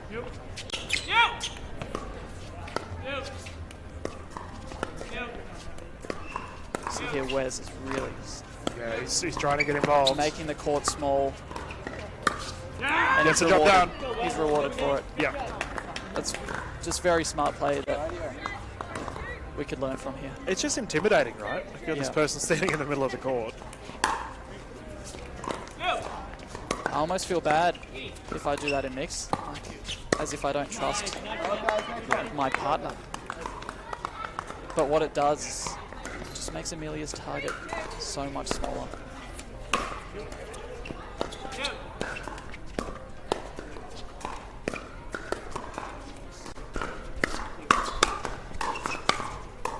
Oh, what a recovery. Wow. Back to the kitchen. Resets by Penny.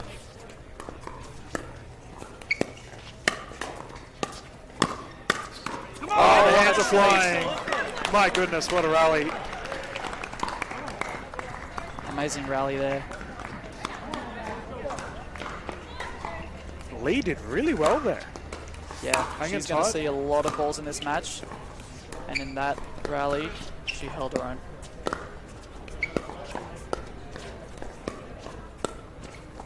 ATP is good. Amelia Schmidt tucking it into the corner, beautifully placed. And if Wes doesn't step onto Penny's side of the court, he will hit 0 balls this match. JT ties things up for a piece. Put away there.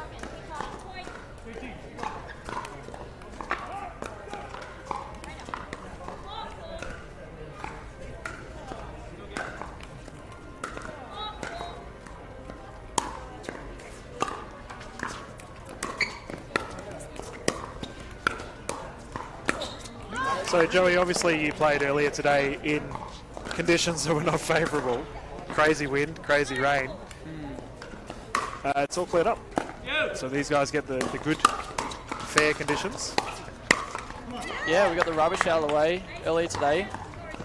Who cares about singles anyway, right? This is what we're all here for, the MLP. It's very pleasant out there. Great temperature too.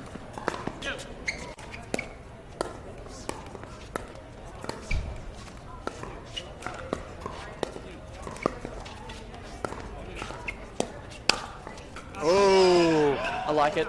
It's a great step there by Wes. Showing that anything slightly high, yeah, it's fine. he can punish. Unfortunate to put it long.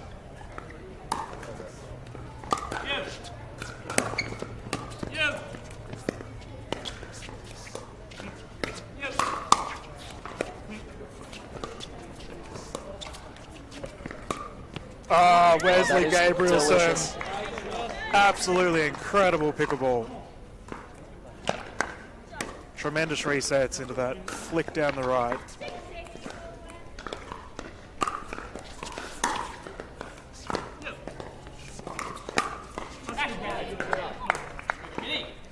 Close game for our first mix thus far.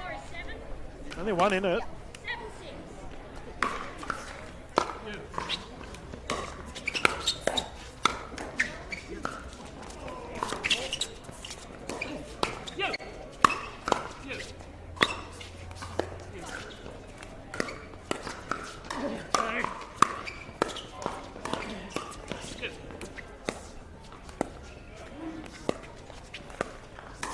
Oh, JT, Wes can't be everywhere. Feels like Penny Lee has a built-in reset button over Mate, there. she's a brick wall in defense right now, getting everything back. That's so good to see. She is not giving up easy points. Tough bounce there for Wes. That ball stayed very low off the serve.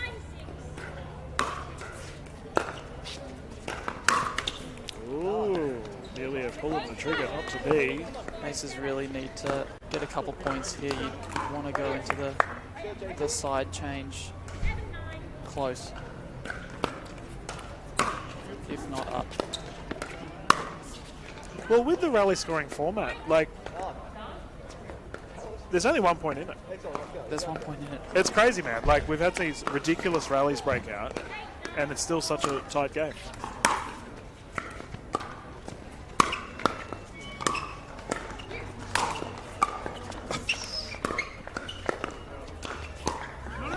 Oh, what a recovery. Wow. In tennis, that overhead by Jason goes out of the stadium. That ball would have bounced into the car park. But with pickleball, that slows down.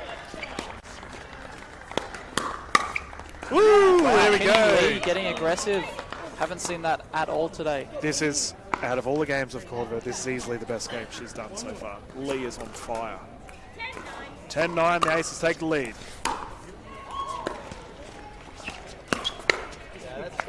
Amelia Schmidt. Amelia loaded up on that. Yep.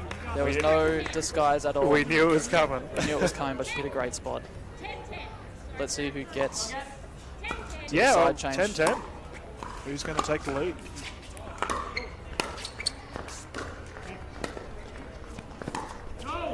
It'll be the Aces, Asia Aces, taking a narrow lead as we have a rotation. That was a tremendous game, Joey. Anything that really caught your eyes? You're saying goodbye to Vish Yes, and the fam? Bye to Vish, Nusha, Nora over there. Lovely family. Yeah, actually, Love those guys. complete side note, easily the most adorable thing I've seen was your games in Auckland. I believe you and Katie were warming up before your gold medal match. And I look over and Vish is warming up with his little one. He's just having a hit with her. He is not fazed by pressure, hey? No. Very calm man on the court. And I think I'm calm on the court. Vish is right up there. He's got a heart rate of 15. He's not fussed at all. Wish I had a heart rate of 50. I'd do better in singles. Oh mate, my heart rate in singles is really high. It's Wonder 'cause how the I'm heart running rate is. Wonder how the heart rate is here for the smash. With Mitch and Amelia splitting up, you kind of give away a definite victory. Oh, I And don't so know. if the Aces can pinch this, you never know. Pop up. Out. I have to say though, like, even if Mitch and Amelia would do it, because JT's he's having a good game as well. It's just Penny Lee is just getting everything back, giving the opportunities for Wes to pop off. Just long. Just and he's playing really well this match.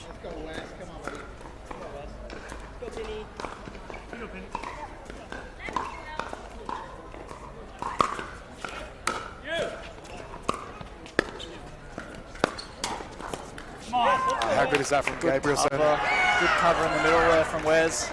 He looked like he was covering line, but then jumps across to deny the speed up to the middle.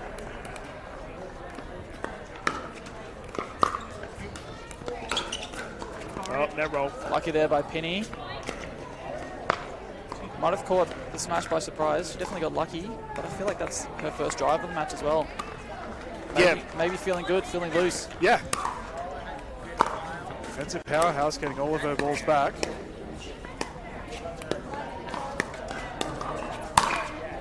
Pop up, put away, JT. Making the most of that opportunity. I would say Lee has received probably 70% of the balls, and she has returned a very high percentage of them. Asia Aces keep on climbing. Yeah, you expect that in mixed. That the lady's going to see most of the balls. Doing really well here. Aces get lucky again. They had a net cord, then a rough bounce on the serve, and suddenly they've pulled out to a 4-point lead. Yeah, with a timeout. So Asia Aces have come out firing for this first mixed portion. It's great to see. Joey, I've got a question because you've had experience playing top level pickleball all over the place. What has this Major League Pickleball Australia format done for? Like, how do you feel being a part of it? It feels amazing. Yeah, there we go. In the US, I had the chance to play in some minor league pickleball events. Yep. I wasn't quite at the level over there to play in the Major League Pickleball, but I had some exposure to the format, team event. It was amazing. My background is soccer, so I come from a team sport background. Yep. I kind of missed that a little bit playing pickleball. Yeah, okay. But the ability to get around the team, have the team get around you after a good win, it's really nice.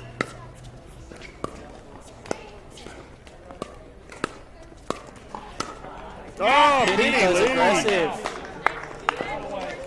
I wouldn't have expected that either. She is my MVP for this game thus far. Lee is doing so well.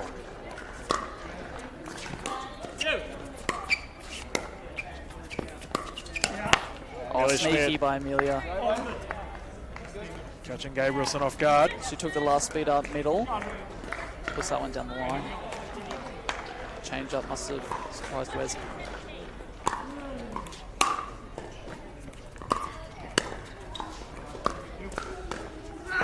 Cheeky recovery. Wow, Second one Penny not Lee. good. She's playing out of her Mate, skin, this is Dylan. amazing. This is so good to see. The ladies have just said, fellas, this is our Step court. aside. Let us do the work. The goal to drop shot. A tennis player of Jason's caliber. Speed up. No. Cheeky dad. Wowee. This is edging closer and closer to an Aces victory. And like I said, if the Aces win this, might be some nerves for the smash.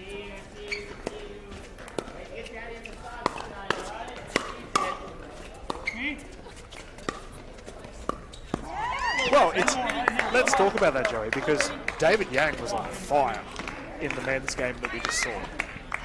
So for the Asia Aces, you know, we may see a dream breaker here.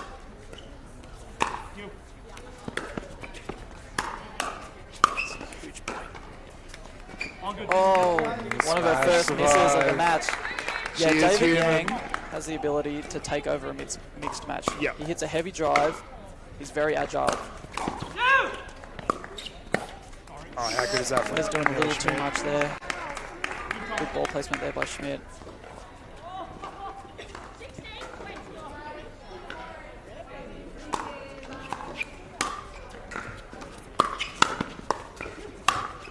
Yes. Aces will force the freeze. Penny Lee is a reset button. She is a stop sign. She is a brick wall.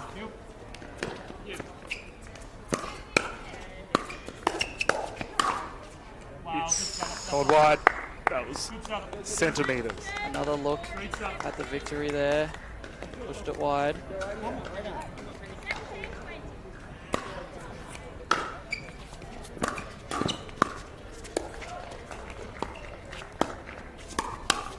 Oh, he read it.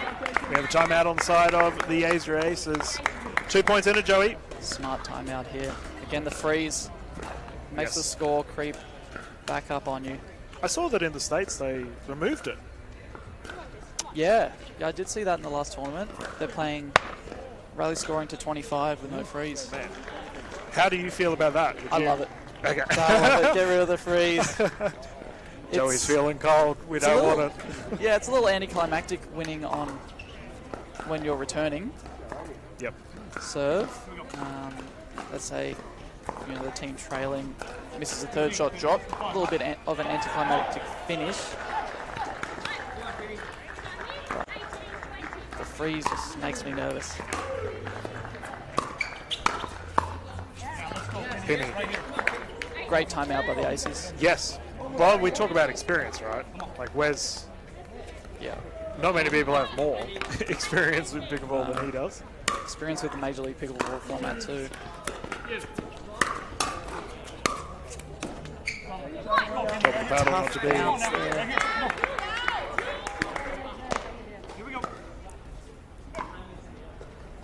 When Katie and I were playing against the Surge earlier and they were coming back on the freeze, the mindset was just get it back. We need 1 point. Tied game. Smash survive. They force the 2020. 2020, no more freeze.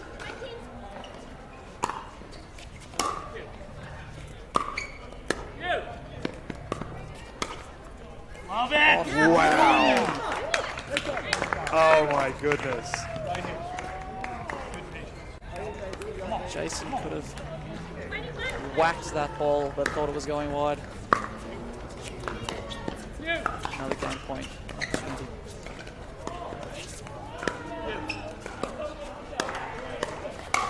Oh, they get it done. The Asia Aces will take a victory here against the Sydney Smash. What a Penny game. Lee, Wesley Gabrielson combining. I thought they just did very well as a team, Joe. They did very well. Penny saw, I'd say, at least 80% of the balls Yeah. there. And it didn't matter. Didn't matter. She didn't try and do too much. We talk about roles Very nice within pickleball, and I think Penny did hers to perfection just then, ladies and gentlemen. Goes to show to all of our ladies out there that are watching, I know we get a lot of them here at Redcliffe that are a little bit nervous about playing mixed pickleball, but you know, Penny Lee was the difference maker in that one. Yeah, I can't imagine how it would be as the woman in mixed.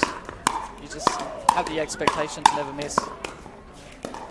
Lee did exactly that. And the ever-present threat of the guy stepping over and clobbering the ball. Well, talking about scary gentlemen to hit the ball to, Mitchell Hargraves, David Yang are on that calibre. We'll see how much David looks away from the ball with his backhand returns. But Mitchell Hargraves is no slouch. Captain's clash to finish off this one. No better way to end it. We'll see how Mitch plays with AC here. I'm not sure how much time they've had to practice together with the Smash switching up their lineup. Yep. David and Venice both very strong at driving the ball.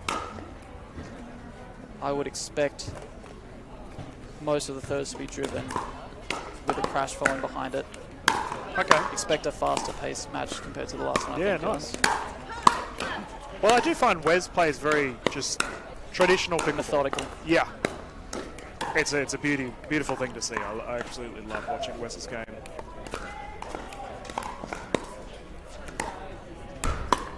So we got draft day coming up, Joey. How's that? This would be your last event as a team, right? The Eastern Yeah, Rush. third and final. That must be sad, right? Like, you guys have done so much to grow as a group. Yeah, it is a little bit. It was sad for us. We lost Naomi, actually. Yeah. An ankle sprain. Disappointing for her because I think out of all the players, Naomi grew the most as a player. She played so well in Auckland. Yeah, she stepped it up. But as a team as well, we gelled. Naomi and Vish started picking up some wins in mixed. That really helped us in New Zealand. So it is a little bit sad to leave the team. A little bit of unknown going to season 2 of where players will be picked up and by whom. You gotta hope you get drafted. Yeah. And then suddenly you might face up against your old teammates in season 2. That's true. I would be very surprised if you weren't drafted, Joey. If I fell from number 3 to off the board, Yeah, I'd be exactly. a little disappointed. We'll see where I do get drafted though. Expect based on how the strong teams fared this year, I expect some ladies to move up in the draft. Oh yeah, I would agree with that. There's been a clear benefit to having 2 strong women on your team and finishing that pairing early in the draft. Well, look at the Crocs. Yeah. Rose and Summer have just combined to... The Glory as well. Yep. Danny dropping the 4th pick and Sarah being able to pick her up. Yeah, I wonder how ladies... Speak of the devil, they're on the court right now. Wonder how they're doing in their game.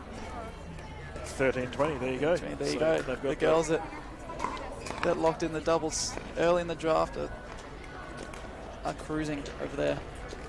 So we'll see.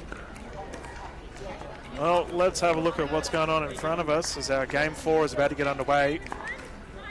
Shannon Yang for the Asia Aces taking on Maya and Hargraves for the Sydney Smash.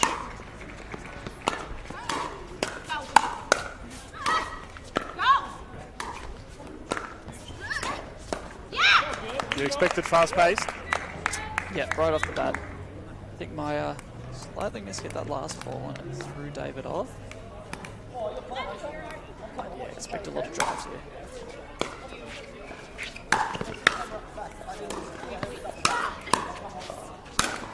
That's not coming back. He can smack it so hard. I'm not picking favourites here, Dylan, but I would love to see Dreambreaker. I would like to see one as well. You get to commentate a Dreambreaker. Just add that to your very long list of accomplishments within the Australian pickleball Put it on the space. resume. Yeah. Luckily, I've only had to play 1 Dreambreaker so far, and that was in the, no, 2.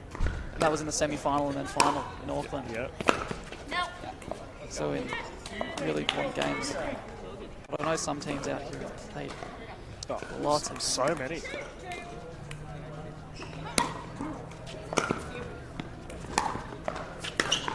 And it has to be said, right? Like, having that experience in a dream breaker pressure situation, the more you do it, the better you get at it.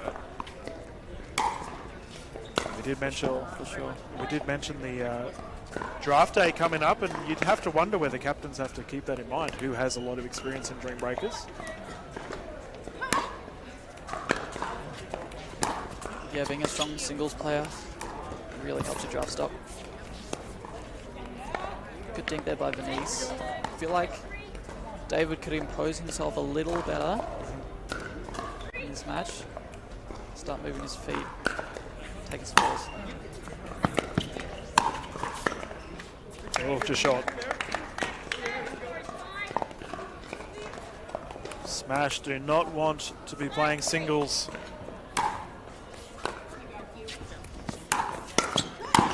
Mitchell Hargraves proving my point. Coming off a strong singles performance in the PPA tournament earlier, he's ready to rip some balls.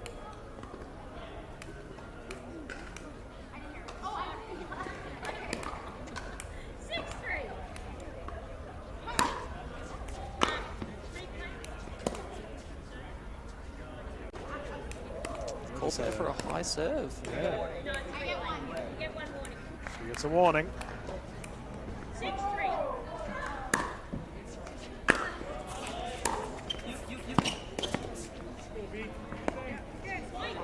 Sydney Smash have a 4-point lead early on in this game. Captain Hargraves to bring it in.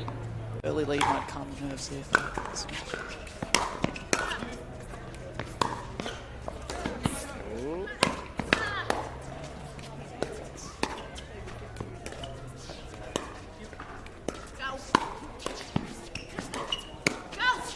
Wow, what a rally. Myron Hargraves combining. Great point there by the Smash. 8-3. Sorry, I'll recall. 8-3.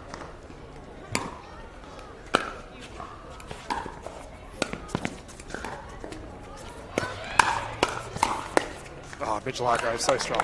Mitch was ready for that one. So, question, Joey, as you've played all of your mixed games with Katie throughout all of the events so far? Pretty much. When I first got to Australia, it was right before National Championships last year. I played with Dora. Yep. Dora sang. We actually came third. That was positive result for Dora and I. But since then, it's been all Katie. Much better there by David. If I'm the Aces team, I'm telling him to get active. Yep. Get Get involved. active Well, we saw now. Wes how much he got involved with covering the court with Lee.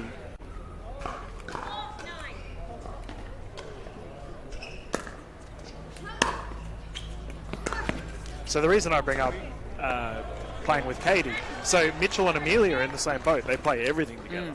So they've obviously had a bit of a change, and you have to wonder like how much that would affect the Sydney Smash. Yeah, a little breakup, huh? Between Mitch and Amelia. But no, I think No, wait. close call there. But I think they're both such confident players. Yep. Individually, they feel like they can kind of carry Just get the job done. Yeah. each of the teams. Well, we've got an 11-4, and I mean, clearly Hargraves and Meyer are not at all concerned about the swap. No,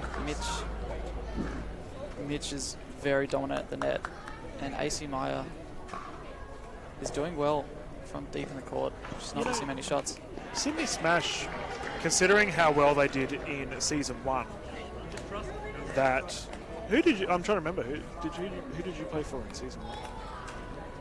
I wasn't here last year. You weren't here. No, Yeah. that's right. No, because I I remember came too calling you late. in.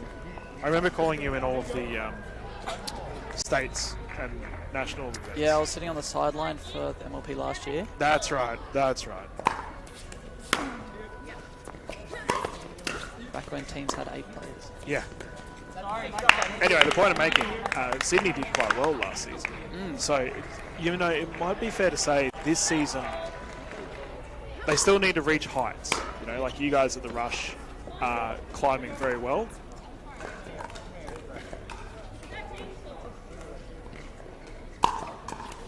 Yeah, well, the Smash kept Mitch and Amelia from their team last year. Yep. But they've been sort of the middle of the pack this season. Yeah. Nice shot there by Hargraves. And it's fair to say, like, how hard is it to get into that top echelon, like that top 4 placement?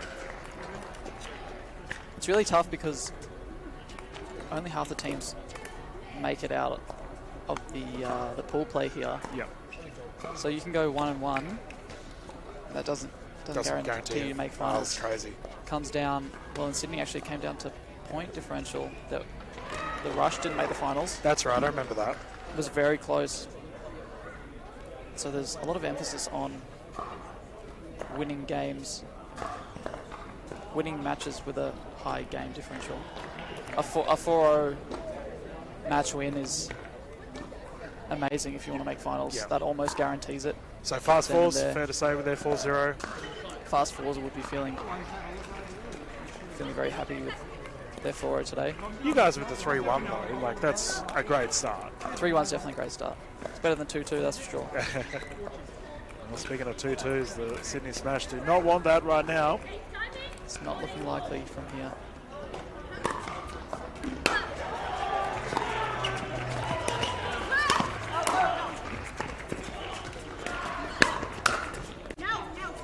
Called wide, I like that play from David.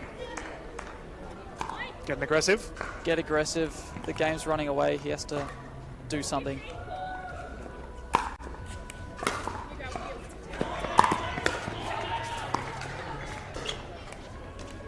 So we see the Smasher hitting almost every ball to Venice. It's just getting a little bit overpowered at the moment. It's a tough miss. She must be feeling some pressure as the captain to keep them in it.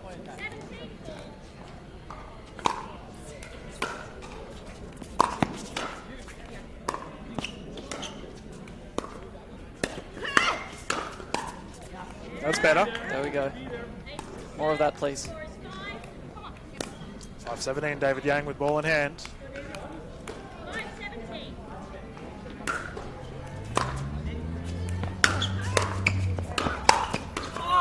Oh, didn't strike the paddle as well as he would have liked. Sydney Smash.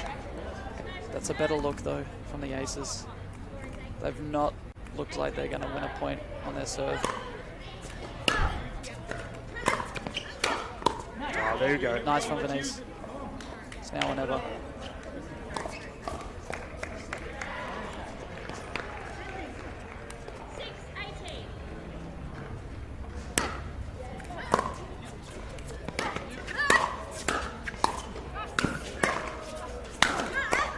Wow. Oh, Almost just got short. that back. That's what I expected from the Aces from the get-go, to be honest. Yep. Don't know why we haven't seen it, but Venice ripping a drive and David crushing behind it would have been my game plan.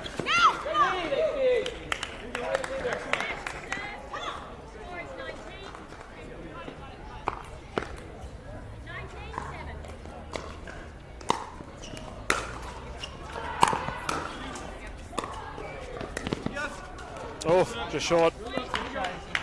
Sydney Smash now find themselves in a match point situation to prevent the Dream Breaker. AC Meyer with ball in hand.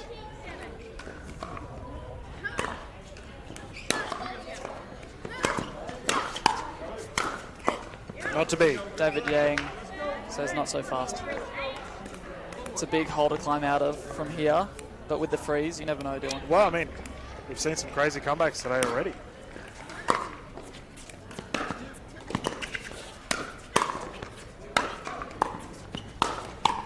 Ooh, nearly. There we go, bit of fire.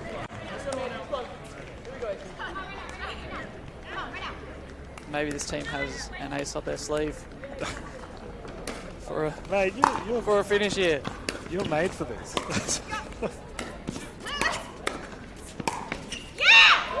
Great The roll by is Mitch. good. They must be serving to win the game, however.